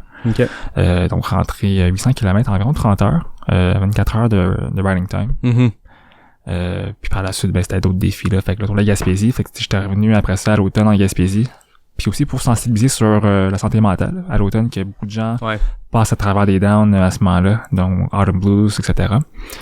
Donc juste de boucler l'aventure gaspésienne, je me dis, j'ai déjà fait Montréal-Gaspésie, mais là on va faire le tour de la Gaspésie, qui est encore là un chemin que j'adore. C'est tellement un beau coin. Puis même que quelques mois plus tard, je m'étais dit, tu sais, en hiver, j'ai comme moins de content. Ça, c'était avant que je roulais l'hiver régulièrement. Fait que j'ai demandé à un de mes amis qui fait aussi des ultras, mais qui habite à Rimouski. Si ça lui tentait de faire le tour de la Gaspésie avec moi en hiver, à comme moins 20, moins 30 degrés. Je me dis, tu sais, ça devrait être beau. Puis j'ai pas de contenu. Fait que j'ai apporté ma caméra. Tu peux être mon objectif. Puis je vais me créer du contenu d'hiver en bike. Puis ça a marché? Finalement, ça a bien été. On a fait en 3 jours, mais le jour 3, il a fait moins 40 avec un vent de face. Fait qu'on a un petit peu choqué la dernière partie. On s'est arrêté au Teams. Puis en plus, que j'avais une entrevue là, pour une nouvelle job le jour après. Il fallait que je fasse la route de Montréal. C'est un petit peu ça qui va comme déterminer en fait. Comme ça, t'imposé des cut-offs avec les éléments extérieurs. Une entrevue de job, un couvre-feu, ça te fait des cut-offs naturels. Tu vois, les gens me demandent comment est-ce que je roule autant. Ben c'est parce que je travaille 2 jours de semaine. Fait que tu sais, si je pars un vendredi, un samedi, il faut que je ramène pour le lundi parce que je travaille. Fait que c'est un petit peu ça aussi. Tu sais, je leur dis en joke que je m'en vais faire un 24 heures. Faire tout ça parce que j'ai une job et je travaille. Sinon, si j'avais des vacances de plus, je le ferais plus en mode relax. Ben oui, c'est ça. C'est une joke, mais bref. Il y a pas une fois aussi où t'avais fait une ride Québec-Montréal puis t'avais comme dit que quelqu'un avait oublié de quoi chez vous, t'allais y porter ou... Ouais, tu vois, ça c'était vraiment vrai. Ok, mais c'était vrai, mais... tu sais, dans le temps, j'avais accès à un appart à Québec. Fait que j'y allais souvent. C'était un petit peu aussi pour ça que dans le temps, j'étais souvent à Québec. Puis, tu sais, c'était juste moi qui allais. Puis je m'étais rappelé qu'il y avait un moment donné, j'avais comme été là pour une course au Saguenay. J'avais mangé un ramen en me disant que ok, on va aller au Saguenay, on va revenir à l'appart, on va vider les vidanges. Finalement, je suis jamais revenu à l'appart après la course. Je suis juste rentré chez moi, j'étais tout le temps fatigué. Fait que là, j'avais comme un fond de ramen dans un appart chaud d'été à Québec. qui était là pendant comme 2 semaines. J'étais ok, non, faut que j'aille sortir les vidanges parce que sinon ça va être deg là, si jamais j'arrive là plus tard, puis sinon si jamais quelqu'un d'autre arrive à l'appart. Fait que là, j'ai fait aller-retour Montréal-Québec pour sortir les vidanges. Pour sortir les vidanges. Tu sais, souvent, mes titres sur Strava, c'est des trucs un petit peu comme plus comiques, puis c'est pas tout le temps vrai, là, mais celle-là, c'était vrai. Celle-là, c'était vraiment vrai. Fait que beaucoup de projets solo à repousser tes limites, on en parlait tantôt. À quel moment tu te dis, OK, je vais m'inscrire à une course? Tu sais, t'as fait beaucoup de courses organisées, là, pandémie, défis solo, tu t'amuses à créer du contenu, à faire des défis solo, à faire des affaires complètement folles. Et là, la Trans-Canada arrive sur ton radar. À quel moment tu te dis, OK, je suis down pour ça? Ouais, fait que tu vois, la Transcan, c'était quand même un projet pour moi de vouloir traverser le pays sur 2 roues. Donc, j'ai tout le temps voulu traverser le pays avant de m'aventurer en dehors du Canada. Ouais. Puis quand que j'ai vu qu'il y avait une course qui se donnait, puis c'était la première édition, puis en plus que la course, ça commence pas à Vancouver, ça commence au Yukon. Donc c'est ça, c'est une traversée, mais pas juste est-ouest, le chemin le plus rapide. C'était combien? 12 500 km? 12 500, ouais. T'sais, on double la distance normale, parce que normalement, les gens vont faire Vancouver jusqu'à Halifax, qui est plus ou moins 5 000, 6 000 kilos. Mais dans ce cas-ci, c'était vraiment une vraie traversée complète. Donc, du Yukon, down to Vancouver, complètement après ça jusqu'à la côte est dans les Maritimes, à Cape Spear, à Terre-Neuve. Donc, du point le plus nord-ouest au point le plus sud-est. Exactement, c'est ça.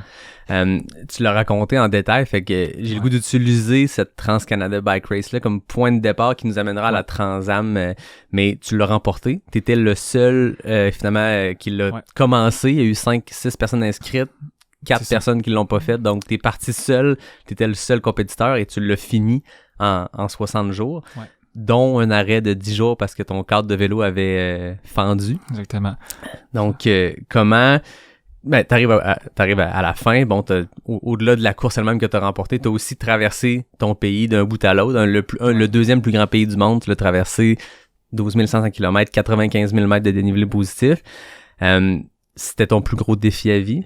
Oui, c'était mon plus gros défi à vie en termes de durée de temps non-stop. Fait que effectivement, c'était 2 mois, donc 60 jours, incluant les 10 jours d'arrêt avec mon corps qui avait lâché à la fin de la course. Puis effectivement, j'étais tout seul dans la course, oui, au grand départ. On était supposé être 5, mais tout le monde a choqué pour diverses raisons. Ouais. Mais dans tous les cas, pour moi, ça me dérangeait pas parce que l'objectif à la base, c'était vraiment de découvrir le Canada. Puis en même temps, j'étais comme en mode course, mais pas en mode course. J'avais 2 mois de vacances, fait que pour moi, le timeline, il fallait que je sois de retour début août parce que plus de vacances après ça. Ouais, c'est ça. Fait que c'était pas mal ça mon colère. Fait que je me suis dit, ok, ben si je fais ça, il faut que je roule quand même à un certain niveau, mais j'étais pas en mode course. Il y a personne qui te courait après. J'en profitais, je faisais des stories, beaucoup de photos, vidéos, documentation, juste raconter l'histoire. Ouais.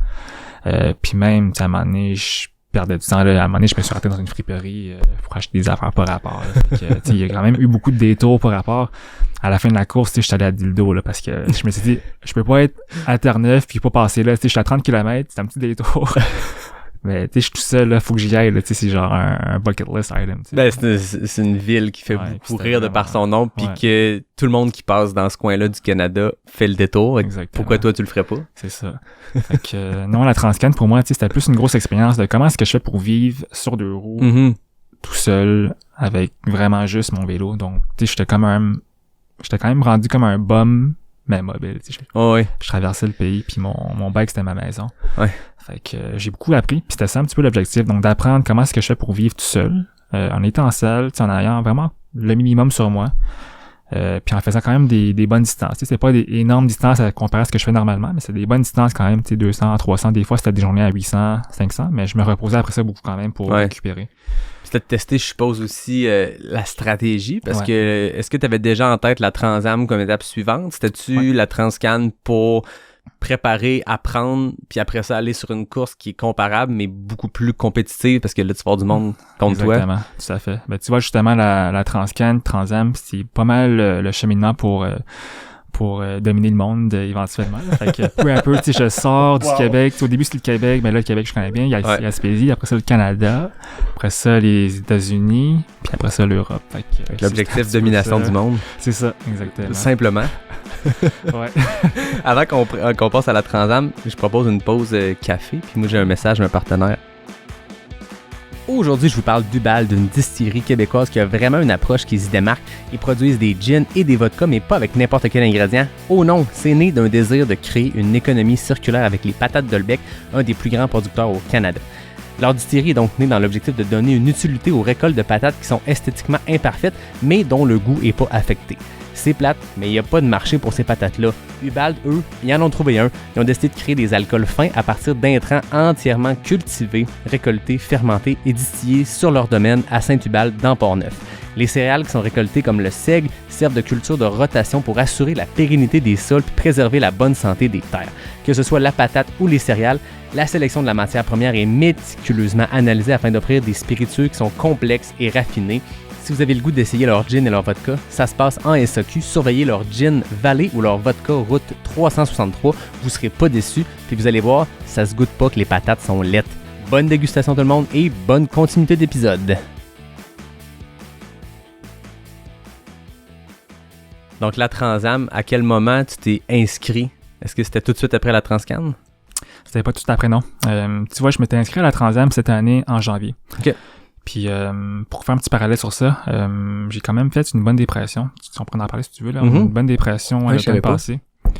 En fait, je pense que beaucoup de gens ont lié ma dépression à la post-Transcan, mais c'était pas du tout ça. C'était quand même beaucoup d'éléments qui ont simultanément collide en même temps ensemble. Juste après la Transcan? C'est ça. OK. Fait que beaucoup d'affaires qui ont déclenché en même temps, donc j'ai comme eu un gros down, puis là finalement je me suis creusé un trou, j'étais plus vraiment là.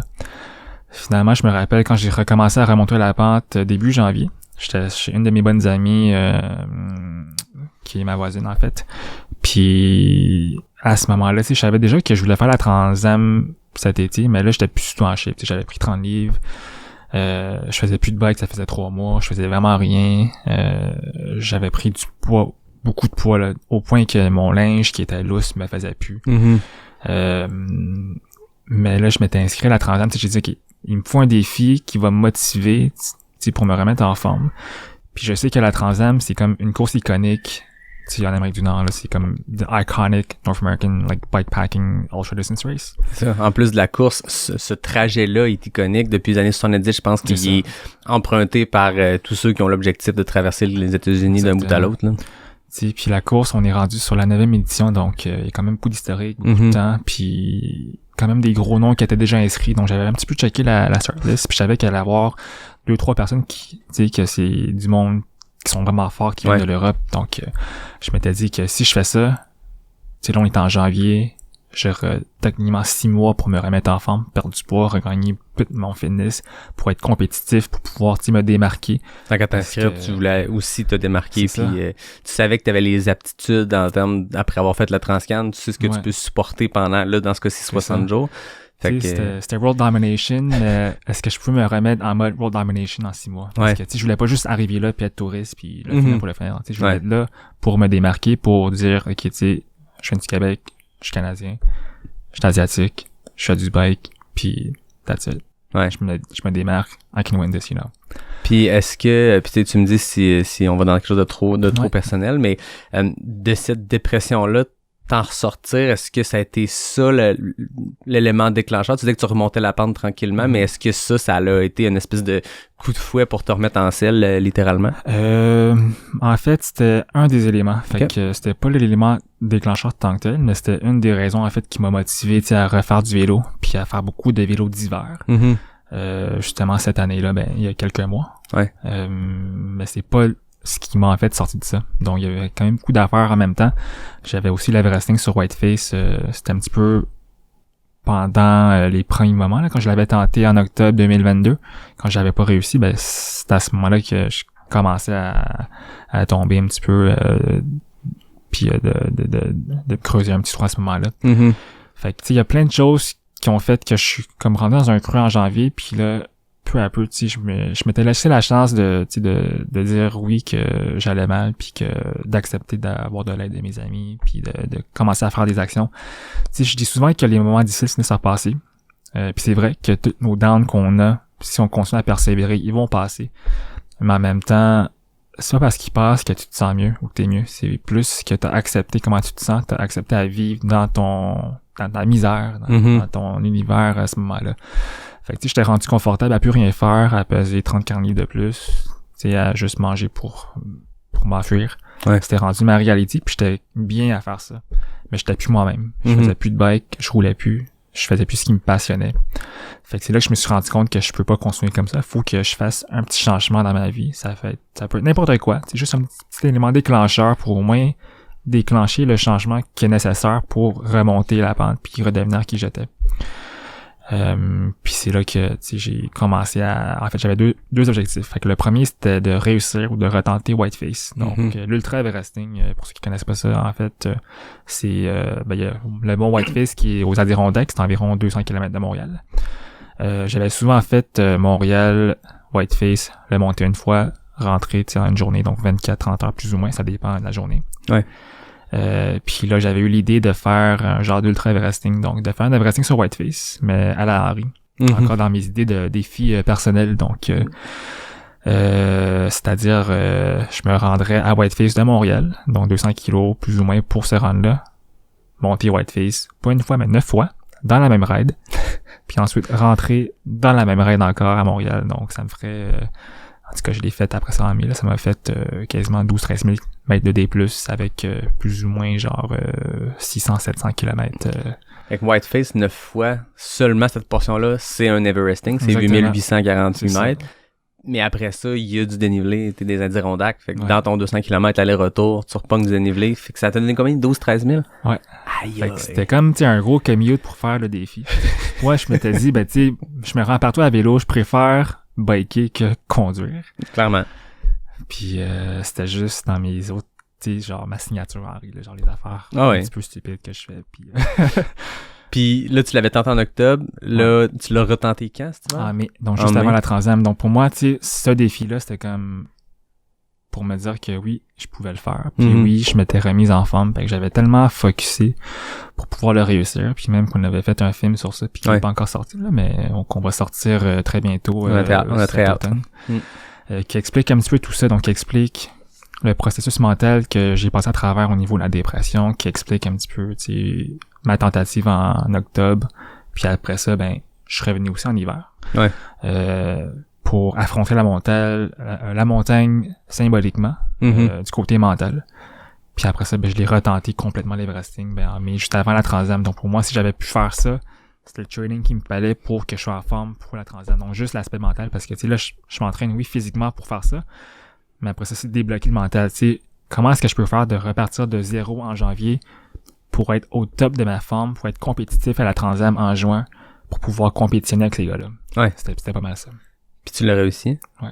Donc t'es arrivé au début de la Transam en confiance? En confiance, ouais. Puis je savais que la Transam, tu sais, c'est une course quand même qui se gagne généralement entre 17, 18 jours, 19 jours. Pour 6800 km. C'est ça. Faites vos calculs. Fait que j'avais jamais autant roulé à tous les jours. Fait que tu sais, je savais que c'était encore... Oui, j'ai déjà traversé le pays sur 2 roues l'an passé, mais tu sais, Transcan, je roulais en moyenne, sur papier, je roulais 200, 225 par jour en moyenne. Fait que c'est quand même des bonnes journées, mais c'est pas des énormes journées. Fait que là, Transam, je savais que pour gagner ça, il fallait que je roule 380, 400 kilos par jour. C'était du inconnu encore pour moi, mais je savais que, tu sais, j'étais un cycliste qui fait beaucoup de défis de week-end. Donc, je pars le samedi, 24 heures, je dors pas, je rentre chez nous, je dors. Fait que je savais que le jour 1, la Transam, j'allais pouvoir faire, commencer en force. Puis là, le gamble, c'est, OK, si je fais une grosse journée de 24 heures, 30 heures, le jour 1, est-ce que je peux le répéter après ça plusieurs fois? Pour créer une séparation. C'est ça.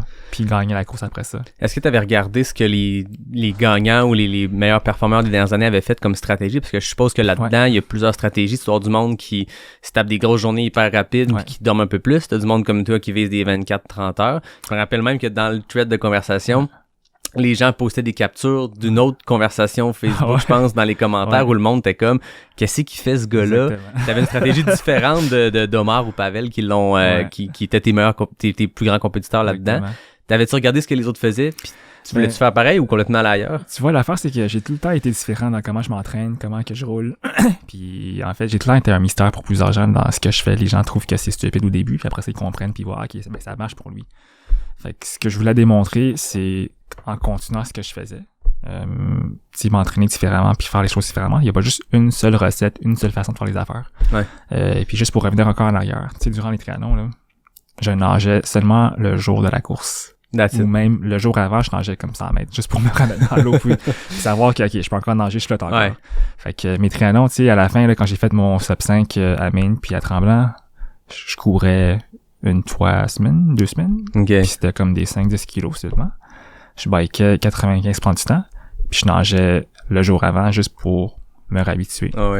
Mais, tu sais, des gens qui disent non, faut que tu sois équilibré. Mais non, tu sais, moi, je mise tout sur le bike. Puis le fitness du bike se traduit après ça. Puis se transmet vers les autres trucs. Fait que pour la Transam, les gens comprenaient pas là quand je roulais vraiment fort. Les gens disaient non, c'est impossible, il va crasher. Puis c'est vrai que le jour 1, j'ai fait un gros gamble. Ma force, moi, c'est de faire des 24 heures de 48 heures sans dormir. Fait que je savais que le jour 1, si je partais en force, j'allais pouvoir peut-être choquer les gens parce que j'étais arrivé là comme underdog. Les gens me connaissaient pas. Puis même que des fois, il y avait du monde qui postait dans le groupe Transam sur Facebook. Puis tu sais, je leur disais, parle pas trop de moi parce que je veux pas que les gens me connaissent ou fassent trop de recherches sur moi. Ouais. Tu voulais arriver un peu plus underdog puis se surprendre. C'est ça. Fait que... ça a réussi avec ce premier 24-48 heures-là. Ouais. Je me rappelle encore, le jour 1, j'avais mes cibles. J'avais déjà tout spoté de monde que je suivais ou que je watchais, là, qu'il y avait des menaces. Ouais. Parmi les 5 gars que je watchais, finalement, il y avait Omar, justement, que je savais qu'elle allait être fort. Puis Pavel, en fait, je l'avais pas du tout étudié, là. Fait que Pavel, c'est une révélation pour moi à ce moment-là. Mais effectivement, le premier 24 heures, j'ai fait le record du parcours pour le 24 heures le plus rapide. Donc, j'avais roulé 400 miles exactement en 24 heures, qui est 600 kilos, avec environ 6 000 mètres de D+, pendant cette période-là. Puis même que cette sortie-là, tu sais, je me suis seulement arrêté je pense, après 32 heures. Puis ça, c'était un arrêt pour dormir 1 heure, là, sur le bord d'un gas station, là. Ouais. Ma première journée, en théorie, tu sais, du moment que j'ai commencé la course jusqu'à mon arrêt dodo de 30 minutes, j'avais roulé, je pense, 750 km avec genre 7000, 8000 mètres de D+, une moyenne, je pense, de 31, quelque chose comme ça, là. Puis c'est là que les gens disent, OK, non, Henri, c'est impossible, il va pas pouvoir maintenir ça. Puis c'est vrai que moi, j'ai pris un gamble. Je me suis dit, OK, je vais-tu pouvoir répéter ce que je viens de faire, à tous les jours maintenant? Si je dors 1 heure, 2 heures, 3 heures, je peux-tu le répéter? Finalement, j'ai quand même gardé la tête de la course sur les premiers, je me souviens plus, sur les premiers 3-4 jours. Mais j'avais aussi un petit peu de FOMO, je me suis dit, OK, tu sais, mon écart, j'ai pas une grosse avance encore, j'ai une avance de peut-être 10-20 kilos, c'est pas énorme. Fait que j'avais tant peur que si je m'arrêtais, on allait me dépasser. Puis ça, c'était un petit peu un mauvais mindset que j'avais, il fallait plus que je sois sage, comme quoi que oui, c'est une course qui est plus longue que ça. Ouais. Mais en même temps, ça a quand même marché pour moi. Puis finalement, mon premier gros down qui m'a frappé, que les gens, en fait, pensaient que c'était parce que je roulais trop, ça, c'est quand que je sortais de Yellowstone pour m'en aller vers Troglodyte. C'était une des premières places où que l'altitude montait rapidement, quand même assez sec. Fait qu'on monte assez rapidement à quasiment 9000, presque 10 000 pieds d'altitude. Mm-hmm. Puis j'étais à terre, je comprenais pas. Ça faisait seulement 80 kilos que je roulais. J'étais complètement à terre. Je poussais la moitié de mes watts, puis j'étais essoufflé. Puis là, j'avais 2 choix. J'avais un hôtel, un lodge au top de Troglodyte, dans 5 kilos, qui allait me coûter 300 US, ou un autre dans 30 kilos, qui allait me coûter genre 70 US. C'est sûr que le choix est facile, tu sais, 30 kilos, c'est pas long, là, c'est 1 heure, 2 heures, tu sais, de bike. Ouais. Je prends ça mollo. Il était encore tôt dans la journée, il faisait même pas noir encore, on était rendu 3 heures de l'après-midi. Mais finalement, j'étais tellement dead, j'étais tellement cassé, j'avais comme plus de souffle. Puis c'est là que je me suis rendu compte que c'est vraiment l'altitude qui a changé rapidement, que mon corps est comme pas pu adapter. Tu sais, je poussais en bas de 100 watts. Là, normalement, je roulais à 200 watts. Là, je poussais comme 80 watts puis j'étais mort. Là. Ah ouais. Fait que ça t'a vraiment cassé l'altitude. Je veux dire, c'est normal aussi, mais des fois, c'est tellement un gamble, la gestion de l'altitude, parce que chaque personne le vit différemment. Il y a des coureurs qui vont aller faire Leadville au Colorado, que la course est en moyenne à 2-3 000 mètres. Puis ils vont faire aucune acclimatation, ils vont être top shape, puis il y a du monde qui vont arriver d'avance faire un processus d'acclimatation, puis crasher quand même. T'sais, on le sait pas tant qu'on le sait pas. Ouais. Fait que finalement, tu vois, dans la ligne des affaires bizarres que je fais, cette nuit-là, j'étais à Troglodyte Lodge, puis il y avait un menu de resto là dans l'hôtel. Puis c'est là que j'ai vu il y avait un burger au bison qui me tentait. Genre, OK, on va bien manger, on va se reposer, on va se laver. Fait que j'ai mangé ce burger-là, puis finalement, le jour suivant, quand je voulais repartir, moi je voulais partir à 3h du matin, là, genre pas trop dormir, tu sais, pas prendre trop de retard sur les autres, parce que les autres, quand même, étaient rendus à 60 kilos plus loin que moi. C'était quand même des gros chiffres qui s'éloignaient, là. Ils étaient rendus loin. Finalement, je m'étais levé à 3h, après ça, je me suis rendormi, puis je me suis réveillé à 6h du matin. Fait que ça faisait quasiment presque 10-12 heures que je bougeais pas. Fait que les gens sur Facebook étaient genre, OK, est-ce qu'Henri est correct? Qu'est-ce qui se passe avec lui? Blablabla. OK, non, il est plus dans la lead pack, il est rendu dans la mid pack, c'est impossible qu'il les rattrape. Tu sais, moi, dans ma tête, je savais là que tout est possible. Là. Tu venais de faire une grosse récupération de sommeil, fait que tu pouvais peut-être potentiellement repartir sur des longs stretches. C'est ça. Puis tu vois, j'avais mangé un burger au bison. Fait que ça, c'est un petit peu ce qui a commencé toute ma saga des burgers. Je me suis tellement senti bien le jour après ça. Puis mon déficit, quand j'étais parti à 6h du matin, j'avais un déficit sur Pavel de 200 kilos, sur Omar 350 environ. Finalement, j'ai rattrapé Pavel en 24 heures. Puis Omar, je l'ai presque rattrapé après ça en autre 48 heures. Là. J'étais arrivé pas joli, mais à chaque fois que j'arrivais près de Omar, il se réveillait puis il partait. Là. Ouais, c'est ça. Ouais, ils me watchaient aussi. Eux autres, leur stratégie, comment ils découpaient, tu le sais-tu un peu? T'as-tu pu suivre comment eux géraient leur course? Ouais, fait que justement, je comprenais un petit peu mieux comment ils fonctionnaient. Donc Omar, il va souvent rouler 18 heures, il va tout le temps dormir 5 heures. Okay. Selon ce que j'ai vu, tu sais. Fait que chaque fois qu'il s'arrêtait, je suis OK, j'ai 5 heures pour le rattraper. Mais chaque fois que j'étais proche, c'est là qu'il coupait dans son sommeil. Fait que il voulait pas que je le dépasse. Là. Ouais. Puis Pavel, en fait, lui, il roulait un petit peu plus longtemps. Il dormait moins, mais il était plus très stable. T'sais. Il roulait pas aussi vite, mais très steady, puis il dormait moins. Ouais. Au moins, il est plus rapide, mais il dort plus longtemps aussi. Et qu'il dort 5 heures, mais son 18 heures, son bike est à fond. Là. C'est ça. Okay. Tandis que moi, je capitalise plus sur la météo, comment je me sens. Si j'étais en forme, si je me sentais René, j'allais y aller à fond puis capitaliser, puis de là que j'ai rattrapé après ça Pavel en 24 heures, tu sais. Puis ce comeback là, je l'ai fait plusieurs fois parce que au début sur Facebook, les gens étaient genre OK, what is he doing? Je comprenais pas. J'avais une stratégie qu'ils avaient jamais vue avant. Ouais. Dans l'ultracyclisme, puis encore là, tu sais, c'est juste de faire les affaires différemment, que anything is possible. Tu sais, ça peut fonctionner pour toi, pas pour d'autres, mais ça veut pas dire qu'il y a juste une seule recette, tu sais. Fait que j'aime ça défier un petit peu ce que les gens font en faisant my own shit, you know. Mm-hmm. Je fais mon truc, puis that's that, it works for me. Ouais, exact. Puis c'est là que, effectivement, j'ai eu 3 comebacks, en fait, que j'ai une fois redépassé au mort. Puis ça aussi, en tout cas, ça, c'est comme une grosse bataille là, qu'on a faite quand je l'ai dépassé. Mais plusieurs comebacks dans cette course-là, tu sais, juste pour montrer que oui, c'était possible de revenir sur un gros déficit. De genre, plusieurs fois, c'était un déficit. Tu sais, mon premier déficit, c'était 200 kilos sur Pavel, mais les autres, c'était comme déficit de 200 kilos. Fait que, tu sais, c'était rendu que 100 kilos de loin, c'est rien, là. Ouais, c'est ça. À chaque fois, tu renais. Ouais. Parlons-en de René. Je pense que ceux qui te suivent, ça fait quand même partie de ton environnement. Les emojis de crème glacée, les burgers maintenant et René, le dinosaure. Tu nous raconter d'où ça vient, René? René, en fait, ça vient d'un tatou. C'était une joke au début. En fait, c'était rien de sérieux. C'était vraiment une joke pas rapport. On m'avait donné des tatous temporaires, un burger, donc des frites, une crème glacée, puis un dinosaure bleu. Puis finalement, je m'étais étampé le tatou du dinosaure sur l'avant-bras. Puis j'étais allé faire une ride en Outaouais à ce moment-là, un aller-retour Montréal-Outaouais. Ça, c'était après la Gaspésie. Puis à un moment donné, j'étais avec une amie, puis on était dans un cimetière. Puis on était tellement dead, tu sais, c'est une journée qui faisait 40 degrés, plus de jambes, plus rien. Fait que on a dormi dans le cimetière. Puis là, finalement, mon ami elle se lève, puis elle dit genre, je suis René. Puis là, on parlait aussi du dino qui avait pas de nom.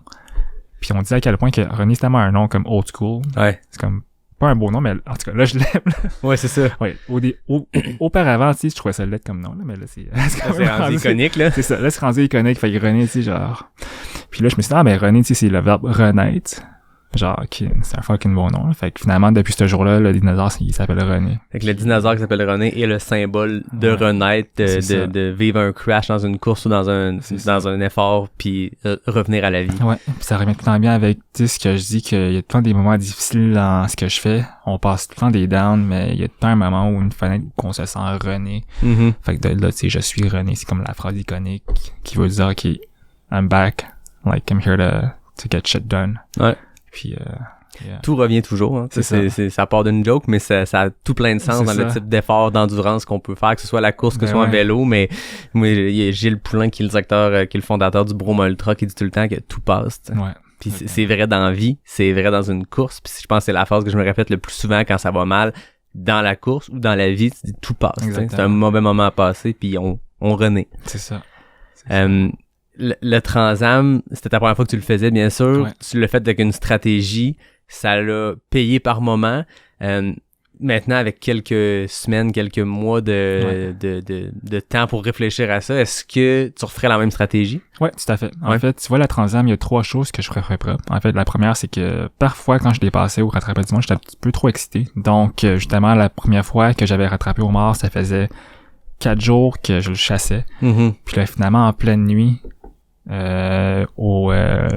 c'était passé le Kansas, fait que en Illinois, je pense, dans ce coin-là.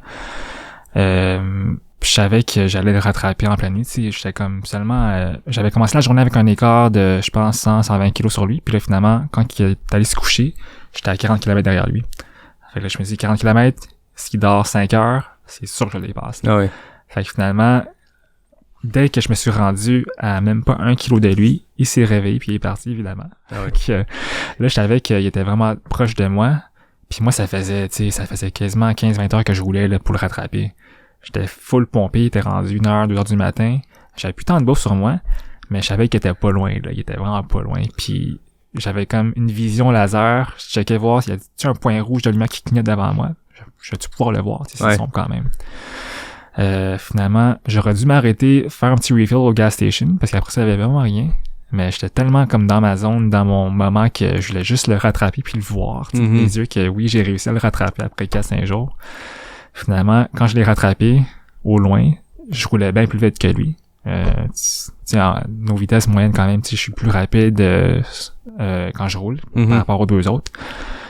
Puis j'étais juste tellement content. Je l'ai vu, là j'ai dit « Hey, long time no see » en full, là, les passants comme une fusée. Puis là, il m'a comme suivi après ça. Puis on s'est battu pendant 2-3 heures. Là, genre, on attaquait les montagnes. On montait genre fucking vite à quasiment 300-350 watts, 400 watts des fois.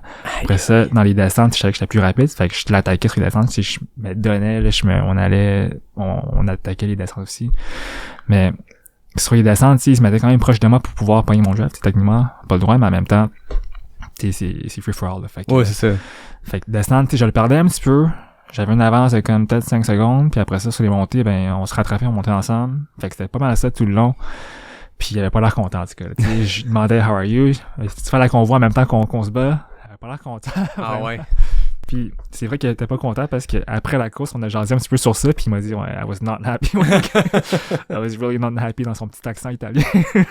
Et qui s'est fait challenger toute la nuit. Ça s'est terminé comment cette bataille-là, cette nuit-là? Tu vois, j'avais plus de bouffe sur moi. En fait, j'avais 2 bars Snickers encore, mais il avait tellement fait chaud de jour. Puis après ça, il faisait froid de nuit. Fait que toutes mes bars Snickers étaient comme fondues, puis ça l'avait comme mergé avec l'emballage. Fait que je pouvais même plus les ouvrir. Puis j'avais vraiment envie d'aller aux toilettes. Genre vraiment envie. Fait que je me suis dit, ok, non, on va faire un petit arrêt pipi, là, parce que sinon, depuis tantôt, j'ai envie, là. Puis je suis pas du genre à pouvoir pisser sur mon bec, là. Ouais, c'est ça. Y a-t-il du monde qui font ça? Ok. Du monde qui sont bons, tu sais. Ça dépend, là. Moi, je suis pas assez bon, là, pour faire ça, là. Mais du monde qui sont bons, tu sais, ils visent, puis toute la suite de côté, là. Mais, ouais. Moi, je suis pas rendu là encore. Wow. Peut-être un jour, tu sais, dans la technique d'uriner ou de faire, en tout cas, bref. Puis on parle souvent que les techniques, faut les pratiquer. Fait que comment qu'on Camillien Hood, on va tester ça. Exactement. Wow. Fait que, non, finalement, ça s'est arrêté comme ça. Puis, on est sorti de la montée où il y avait plus rien. Il y avait un McDo quand j'étais sorti de là. Puis, ce qu'Omar m'a dit, c'est qu'il avait vu ce même McDo-là. Mais tu sais, il avait vu que j'étais comme rendu un gros fan de burger. Fait qu'il savait que j'allais m'arrêter là. Mais lui aussi, il voulait vraiment s'arrêter là. Mais il voulait pas me voir. Fait qu'il m'a dit, ok, si je m'arrête au McDo, c'est sûr que Henri me rattrape dans 5 minutes. Puis on va le voir, puis on va être ensemble. Puis, mauvais move. Fait que finalement, il a décidé d'aller plus loin. Il a checké le tracker. Puis, en effet, comme il a prédit, je m'étais arrêté au McDo. J'étais resté là. Puis, on s'est jamais revu après ça. OK. Jusqu'à la fin de la course. Puis ça, on était où? Au Kansas, c'est ça? Passé le Kansas, fait que je me souviens plus, genre proche du Kentucky avant ça, là, okay. En sortant du Kansas. Tu parles de McDo, tu parles de nutrition, c'est une course qui est complètement en autonomie. Ça, c'est d'arrêter de dormir dans un motel, c'est pas un ravito organisé, là, c'est pas une course, pas le Tour des Géants entre elles où t'as des ravitaux avec des lits, c'est complètement en autonomie. Ouais. Côté nutrition, on t'a vu tout ce que tu peux manger, je veux dire, peu importe ce que tu réussis à manger, tu le brûlais plus en calories en courant de toute façon. En coursant plutôt, mais est-ce que tu avais des objectifs? T'avais-tu un nombre de calories minimum par heure, par jour? Ouais. Est-ce que tu calcules ces choses-là? Tu vois, c'est vraiment pas scientifique ce que je fais. Okay. Moi, je vais beaucoup au feeling, donc comment je me sens. Je crois que je connais bien mon corps au niveau des signaux puis d'autres trucs, donc je mange beaucoup au feeling, je pédale au feeling, je dors au feeling, je fais tout au feeling. Mm-hmm. C'est sûr quand même que pour certains trucs, je sais que il faut que je mange même des protéines, c'est pour récupérer sur les muscles, sur ce que je fais. Mais je check pas les chiffres. Okay. Mais c'était un petit peu pour ça aussi que j'ai commencé à manger des burgers, parce que au début, ce que je prenais, c'était du lait au chocolat, des pizzas. Mais c'est pas assez, tu sais. Puis c'est là que je me suis dit, ok, ben, aux States, mangeons des burgers. Fait que je prenais des Whopper, des Big Mac, mon burger au bison. Puis de là que mon premier burger au bison, tu sais, je me suis tellement bien senti que c'était comme resté dans ma tête que les burgers, c'était comme la bouffe pour renaître. Puis après ça, même mon deuxième burger, c'était un Whopper. Puis les Whoppers, c'était juste magique, là. C'était next level.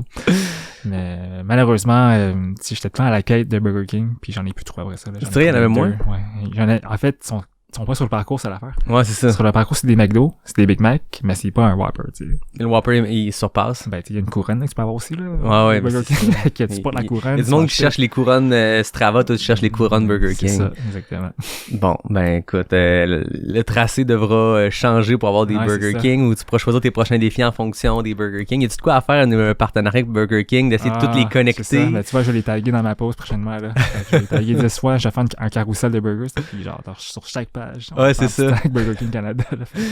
Je suis content de voir qu'en ultra-cycliste, c'est comme en ultra-trail, souvent on rit du fait que oui, on est des gens en forme qui font des ultras, mais quand tu regardes ce qu'on peut consommer dans un ultra, c'est un peu contre-intuitif par rapport à la santé, mais je veux dire, c'est une course, on brûle tellement de calories, on a tellement de glucides à aller chercher que oui, on boit du coke puis on mange des quesadillas ou des peu importe quoi. En te suivant, ça me montre qu'en cyclisme aussi c'est pareil, puis il faut juste combler le manque de calories, puis on réussit jamais à le combler en course comme en vélo, tu peux manger des Whoppers comme tu veux, ça reste que tu brûlais combien de calories par jour. C'est ça. Le plus important, c'est pas de manger n'importe quoi, c'est de manger ce qui nous rend heureux, ce qu'on peut digérer, parce que si j'étais pour manger ce que je mangeais en triathlon, là, je m'écœurais après même pas quelques heures. Là, non, c'est ça. Manger des Barcliff, oui, ça. Là. On parle d'un effort aussi de 19 jours. C'est pas un effort sprint d'une journée, même si un Ironman c'est long. Ça reste que tu peux faire un 12-13 heures sur que des produits de nutrition sportive ou il y a du monde qui vont faire des 12 heures sur des gels, je comprends pas, mais sur un 12 heures, oui.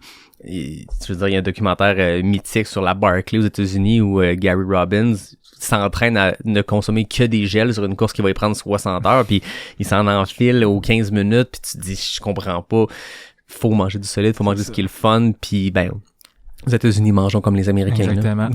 C'est sûr que à un moment donné, je me suis dit, ben, they have to put something in their patties. C'est impossible que ça me rend tellement comme renaître. Oui, c'est ça. C'est sûr qu'il y a de quoi dedans.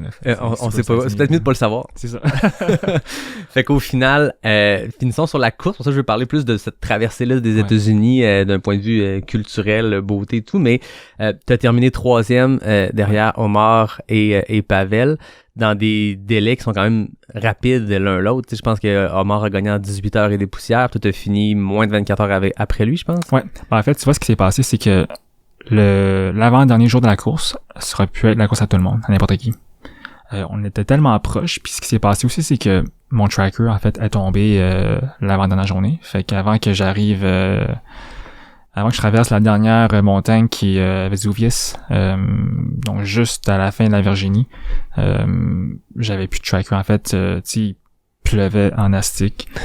J'avais le vent de face. J'étais à même pas 20 kilos de mon hôtel pour la nuit, donc ma dernière nuit avant de finir la course. Donc il restait un 400 kilos après ça. Finalement, je check sur Track Leaders, donc pour voir où que je suis rendu par rapport aux autres. Je me rends compte que mon tracker, ça faisait plus qu'une heure qu'il n'a pas été updaté. Je regarde sur mon vélo, il est plus là. Fait que là, je me mets à sacrer non-stop. Parce qu'il faut que tu ailles le chercher. Faut que j'aille le chercher, ouais. J'ai jamais été autant fâché de ma vie. T'sais, normalement, oui, je peux être fâché pour des trucs... genre, qui on est fâché pour un truc, on est décalissé, mais à ce moment-là, tu sais, j'étais tellement fâché contre moi-même, là. Comment est-ce que j'ai pu faire pour l'échapper ou le perdre? Ouais.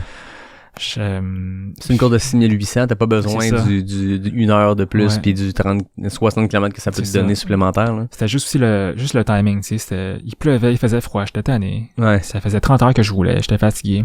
Puis je voulais juste m'arrêter pour la nuit puis faire un petit reset avant le dernier stretch vers la ligne d'arrivée. Ouais. Puis là, j'étais en 2e place. Finalement, j'échappe mon tracker, je fais demi-tour, Pavel me dépasse. Fait que je perds Pavel. Tu le croises? Ouais, je le perds Pavel.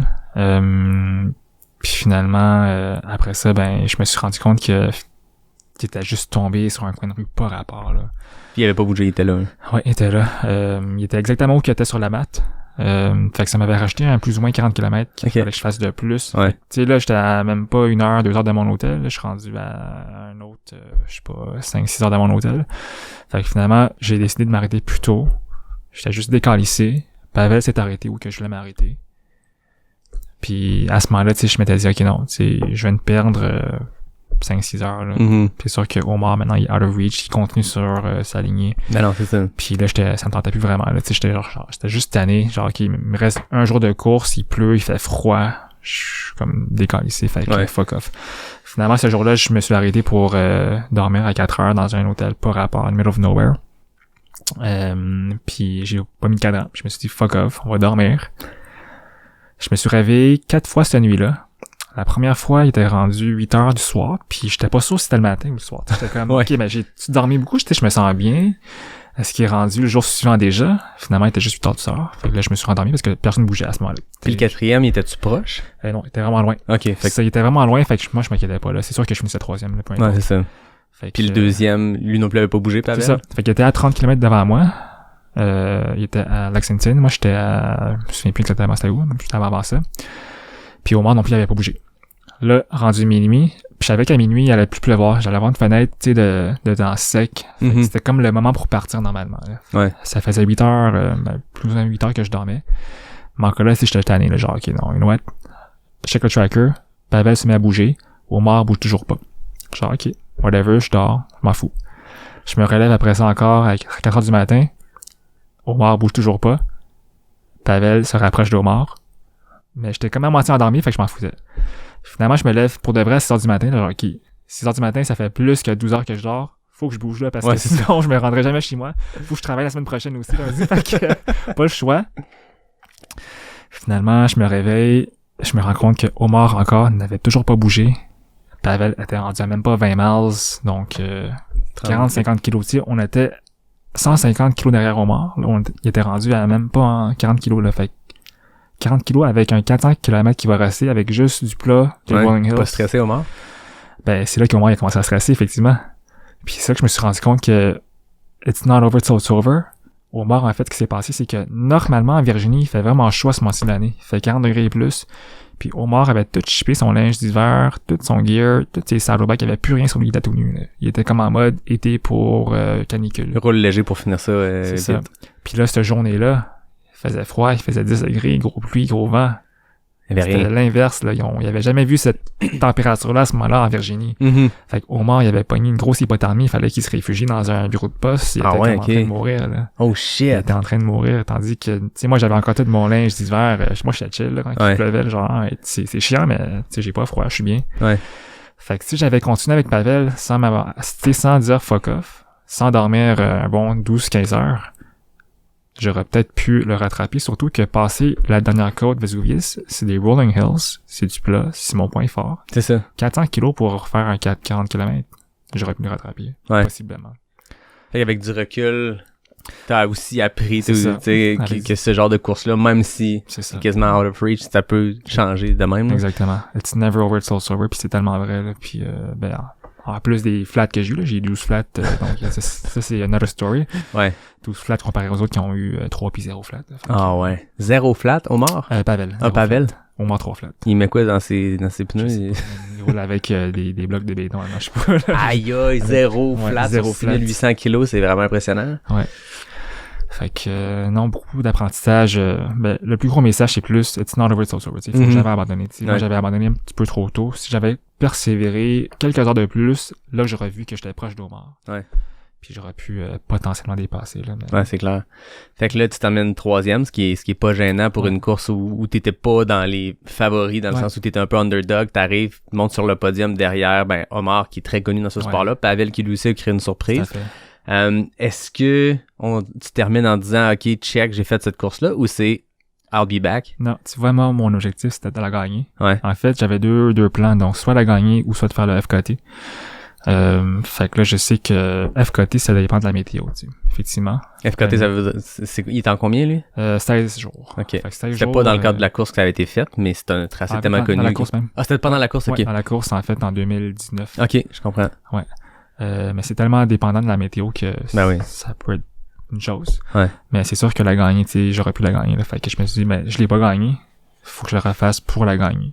World Domination. C'est ça, exactement. Puis c'est un petit peu ça qu'Omar a fait. T'sais, Omar, il avait déjà fait la course avant. Il l'a fait en 2018-19, je crois. Ouais, il a fini troisième, je pense que j'avais vu. Quatrième, en fait. Quatrième, puis il avait pas gagné, il l'a fait en 20 jours. Fait que là, il était revenu pour la gagner cette fois-ci, là. Fait que c'est... tu dès l'an prochain? TBD. TBD? On verra, ouais. Intéressant. Verra. Fait que ça va dépendre qui va être là, ça va dépendre aussi comment je me sens, les autres plans. Mais on verra. Très intéressant. En termes de parcours, c'était quoi ton coup de cœur? Quel état tu irais refaire demain matin? Tu vois, le Wyoming, quand tu rentres en dedans, c'est vraiment lettre. Ouais. Après ça, c'est beau.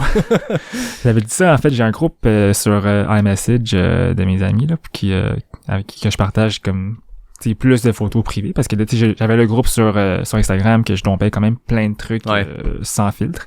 Mais dans mon groupe... c'est un autre niveau de sans filtre. Ouais, c'est comme des affaires des fois par rapport. Puis à un moment donné, je disais que le Wyoming, c'est en lettres, là, mais finalement, c'était en bois après ça. Okay. Fait que définitivement, le Wyoming, c'était un coup de cœur, là, genre juste... Une fois que t'es en altitude en haut, les grosses montagnes partout, puis les levées de coucher de soleil, c'est quelque chose. Ouais, puis je pense que j'ai entendu dire que le Wyoming, t'as un peu ces deux-là. T'as le côté plaine aussi, qui est très vaste, un peu comme les prairies canadiennes, mais après ça, les rocheuses passent par là aussi, puis t'as des super pitchs. Là. Ouais, mais tu vois, c'est des plaines que t'es déjà vraiment haut en altitude. En fait. Ok, c'est ça, c'est comme des plateaux. C'est ça qui est fou, ouais. Fait que c'est ça qui est fou, là. Fait que... Oui, il y a ça aux États-Unis, mais en Arizona aussi, t'as ça, des plateaux. Tu me dis, tu regardes au loin, puis t'as l'impression d'être dans les prairies, c'est des champs. Pis t'es à 2000 mètres d'altitude. C'est... OK. Fait que le Wyoming est un coup de cœur. Wyoming, définitivement. Mais aussi l'Oregon au début. Mais tu sais, l'Oregon, c'est le passé tellement vite. Tu sais, j'étais en mode course, j'étais en mode, OK, ben, on clenchait, on se fait remarquer, on fait un mark sur le course. Fait que... Ouais, pis y a-tu un endroit, un état que tu te dis, quand je vais la refaire, ça va être un mal nécessaire parce que ce bout-là, il est plate, il est long, il est pas le fun. En fait, c'est pareil pour tout le monde, je pense. C'est le Kentucky. Ah ouais? Plus particulièrement les chiens au Kentucky. OK. Ouais. Fait que, avant la course, on m'avait averti que les chiens au Kentucky, c'est quelque chose, t'sais. On m'a dit, fais attention, tu sais, c'est comme agressif. Mais c'est des chiens errants ou? Non, c'est des chiens sur des propriétés, mais sans laisse, puis sont comme mal dressés. Fait que, ils te courent après. En fait, ils veulent ta mort. Fait que, tu sais, pour la Transcan, moi, j'avais peur des ours au début. Mais les ours, ils ont plus peur de toi. Les chiens, c'est le contraire. En fait, t'en vois un, you better the fuck run away, parce que... Lui, c'est un burger, puis il s'en vient de chercher. Puis tu sais, il y a 3 types de chiens. T'as les chiens, tu sais, qui sont comme, qui vont un petit peu bluffer, fait qu'ils vont rester sur leur terrain. T'as les chiens qui vont te chasser, mais ils vont jamais comme t'attaquer. Puis t'as le troisième, c'est ceux qui veulent te tuer, puis qui veulent te sauter dessus, là. Puis on m'avait beaucoup averti qu'il y avait un chien légendaire à la fin du Kentucky. Fait que tu sais, oui, tu traverses le Kentucky, à un moment donné, tu te fais chasser par des chiens comme 20 fois par jour. Puis quand tu sors du Kentucky, avant la Virginie, il y a comme une grosse côte pour monter en Virginie. Donc dans le petit village de Breaks, un village d'environ 10 maisons avant de sortir du Kentucky. Puis tous les cyclistes m'ont averti, fais attention à Breaks. Il y a un chien renommé légendaire, c'est un chien blanc. Puis il est tout le temps là, en bas de la côte, il t'attend. Puis ce chien-là, il est connu pour mordre des cyclistes sur le mollet. Fait que, rendu à Breaks, j'étais stressé. T'avais-tu ton bear spray pas loin? Ah, j'avais rien, là. En fait, tu sais, Pavel, lui, il est habitué, là, tu sais, il roule en Europe, il a fait de la TCR, puis en Europe, il roule en Slovénie, il y a des chiens errants partout, là, fait qu'il avait c'est comme créer un bâton sur mesure, là, avec du duct tape, puis il fouettait les chiens, là. Fait que lui, il était prêt pour se battre. Au moins, il avait peur, effectivement, comme moi. Puis moi, j'étais juste, OK, ben, je viens de traverser le Kentucky, je viens de survivre à une 50aine de chiens qui m'ont attaqué, qui m'ont chassé même plus, en tout cas, j'en ai pris en vidéo une dizaine, je pense. Puis là, j'ai un dernier chien, c'était comme le Big Boss, c'était le final boss avant que je quitte le Kentucky. Le passé de jeux vidéo revient. C'était vraiment ça, tu sais, genre, je m'en vais, là, c'est le final boss. Après ça, la Virginie, c'est chill, tu sais. Virginie, le slogan, c'est genre love, quelque chose. Ouais, c'est super relax comme communauté. Mais là, Kentucky, tu sais, c'est full ghetto, en tout cas, où qu'on est passé, là. Je dis pas que le Kentucky est ghetto, mais juste où qu'on est passé, c'était un petit peu plus pauvre, malheureusement. Puis les chiens, ben, sont agressifs, là. Fait que, tu sais, moi, je watchais ça, là. Je m'étais arrêté juste avant le village pour manger, pour juste me ressourcer mentalement, puis juste me calmer un petit peu, puis là, genre, OK, je sais que dans comme 1 kilomètre, il y aura sûrement un chien qui va m'attendre là, qui va vouloir me tuer, là. Fait que quand j'étais arrivé là, la côte est où, la maison est où, c'est où le chien, finalement il était pas là quand j'étais passé, fait que final boss absent. C'est ça, final boss absent, fait que j'ai quitté la Virginie, là je vois le panneau Virginia, puis avec un gros cœur dessus, genre alright, it's done. On rentre dans le dernier état parce que vous finissez à Yorktown, c'est ça? Ouais. Tu rentres dans le Virginie puis il te reste un seul état. Exactement. Malade, fait que pas de final boss. Pas de final boss cette fois-ci. Hey, félicitations, c'était malade de te suivre, c'est un accomplissement qui est immense. J'ai l'impression que à t'écouter depuis tantôt, je me dis, tu sais, entre nous autres, on connaît les longues distances, on entend parler de quelqu'un qui fait un 100 miles, tu peux avoir un référent, savoir un peu c'est quoi. Quand tu parles à des néophytes, des moldus de trail, tu parles avec des collègues, tu leur dis que t'es allé faire une course de 100 km, le monde, ils sont pas capables de figurer. J'ai l'impression d'être ce moldu-là quand je t'écoute parler de de ces distances-là. Tu sais, je fais pas de vélo. Je dis toujours en blague que je vais me mettre sur le vélo quand je vais me blesser en course. Je touche du bois. C'est pas arrivé. Mais je suis pas quelqu'un qui fait du cross-training avec du cyclisme. Puis quand je t'écoute, j'ai l'impression d'être cette personne-là qui a aucune idée comment se figurer ces distances-là. C'est exceptionnel ce que tu fais, puis c'est vraiment le fun de te suivre. Merci beaucoup. Je termine toujours avec mes questions Claire Nack. Il a fallu que je les adapte parce que j'ai des questions récurrentes qui ont rapport au trail. C'est 10 questions rapides, puis il y a des FKT. Tantôt, tu en parlais de Fastest Known Time. Ça se fait en présentiel parce que les FKT Zoom sont un peu plus lents avec le délai. Chez les hommes, le record, c'est 10 secondes pour 10 questions. Donc, c'est très rapide. Yvan Lheureux qui l'a accompli. Chez les femmes, c'est Emmanuel Salambo de Guara et Sarah Baribeau qui ont fait ça en 11 secondes. Fait que c'est les temps à battre. Je sors mon chrono. Et je tente de les poser assez rapidement. 10 secondes pour 10 questions, c'est ça? C'est ça le record. Mais je vais dire n'importe quoi dans ce cas-là. Non, mais tu vas voir, faut répondre. C'est 2 éléments qu'il faut répondre le plus vite. Ouais. Fait que tu me dis quand t'es prêt? Go. Route ou trail? Route. Gravel ou asphalte? Chaud ou froid? Froid. Sucré ou salé? Sucré. Monter ou descendre? Descendre. Questionnaire, bar ou gaufre? Gaufre. Ours ou orignal? Ours. Mégantic ou whiteface? Whiteface. Crème glacée ou poutine? Crème glacée. Transam ou transcan? Transam. 11 secondes, très très fort. Écoute, c'est pas le FKT, mais t'es pas loin. C'est le 2e meilleur temps homme de l'histoire. Fait que, super, ben je le prends, c'est un podium. Ben oui, exactement, c'est un podium. Il va falloir que tu reviennes au podcast dans le futur, peut-être après ton prochain grand défi pour tenter de venir ravir ce record-là. Après que j'aurai gagné la Transam. Ah voilà, j'aime ça. FKT, voilà. Parfait, tu vas faire le FKT de la Transam, tu vas gagner la Transam, tu vas revenir ici, on va en jaser. Exactement. Excellent, c'est un deal. Merci beaucoup, Henri. Ben, merci pour l'invitation. Ça a été un grand plaisir de découvrir ce sport-là. J'espère que les gens ont été aussi intéressés que moi à découvrir ce sport-là qui est un peu plus loin du nôtre, mais en même temps, tout ce que tu parles, toute la philosophie derrière, la théorie derrière, de renaître, de prendre ça par petites bouchées. J'ai l'impression que c'est toutes des choses qu'on peut appliquer à notre sport, peu importe lequel.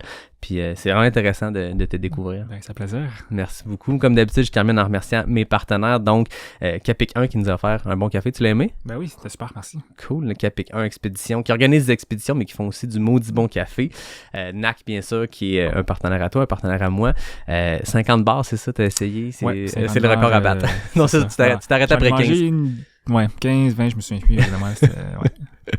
Les bars caféinés, je pense que c'est bon aussi pour toi. T'en as utilisé pas mal dans tes aventures. Ouais. Fait que, merci à NAC, merci à Noctem qui est le partenaire de bière. On n'est pas allé là-dedans aujourd'hui. Ubald aussi qui est le partenaire de gin. Puis à tout le monde, je vous dis à la semaine prochaine pour le prochain épisode de Pas sorti du bois, le podcast presque 100% trail. Tu peux plus dire ça 100% trail? Exactement. C'est comme l'anomalie. Hey, merci, c'était cool. Merci à toi.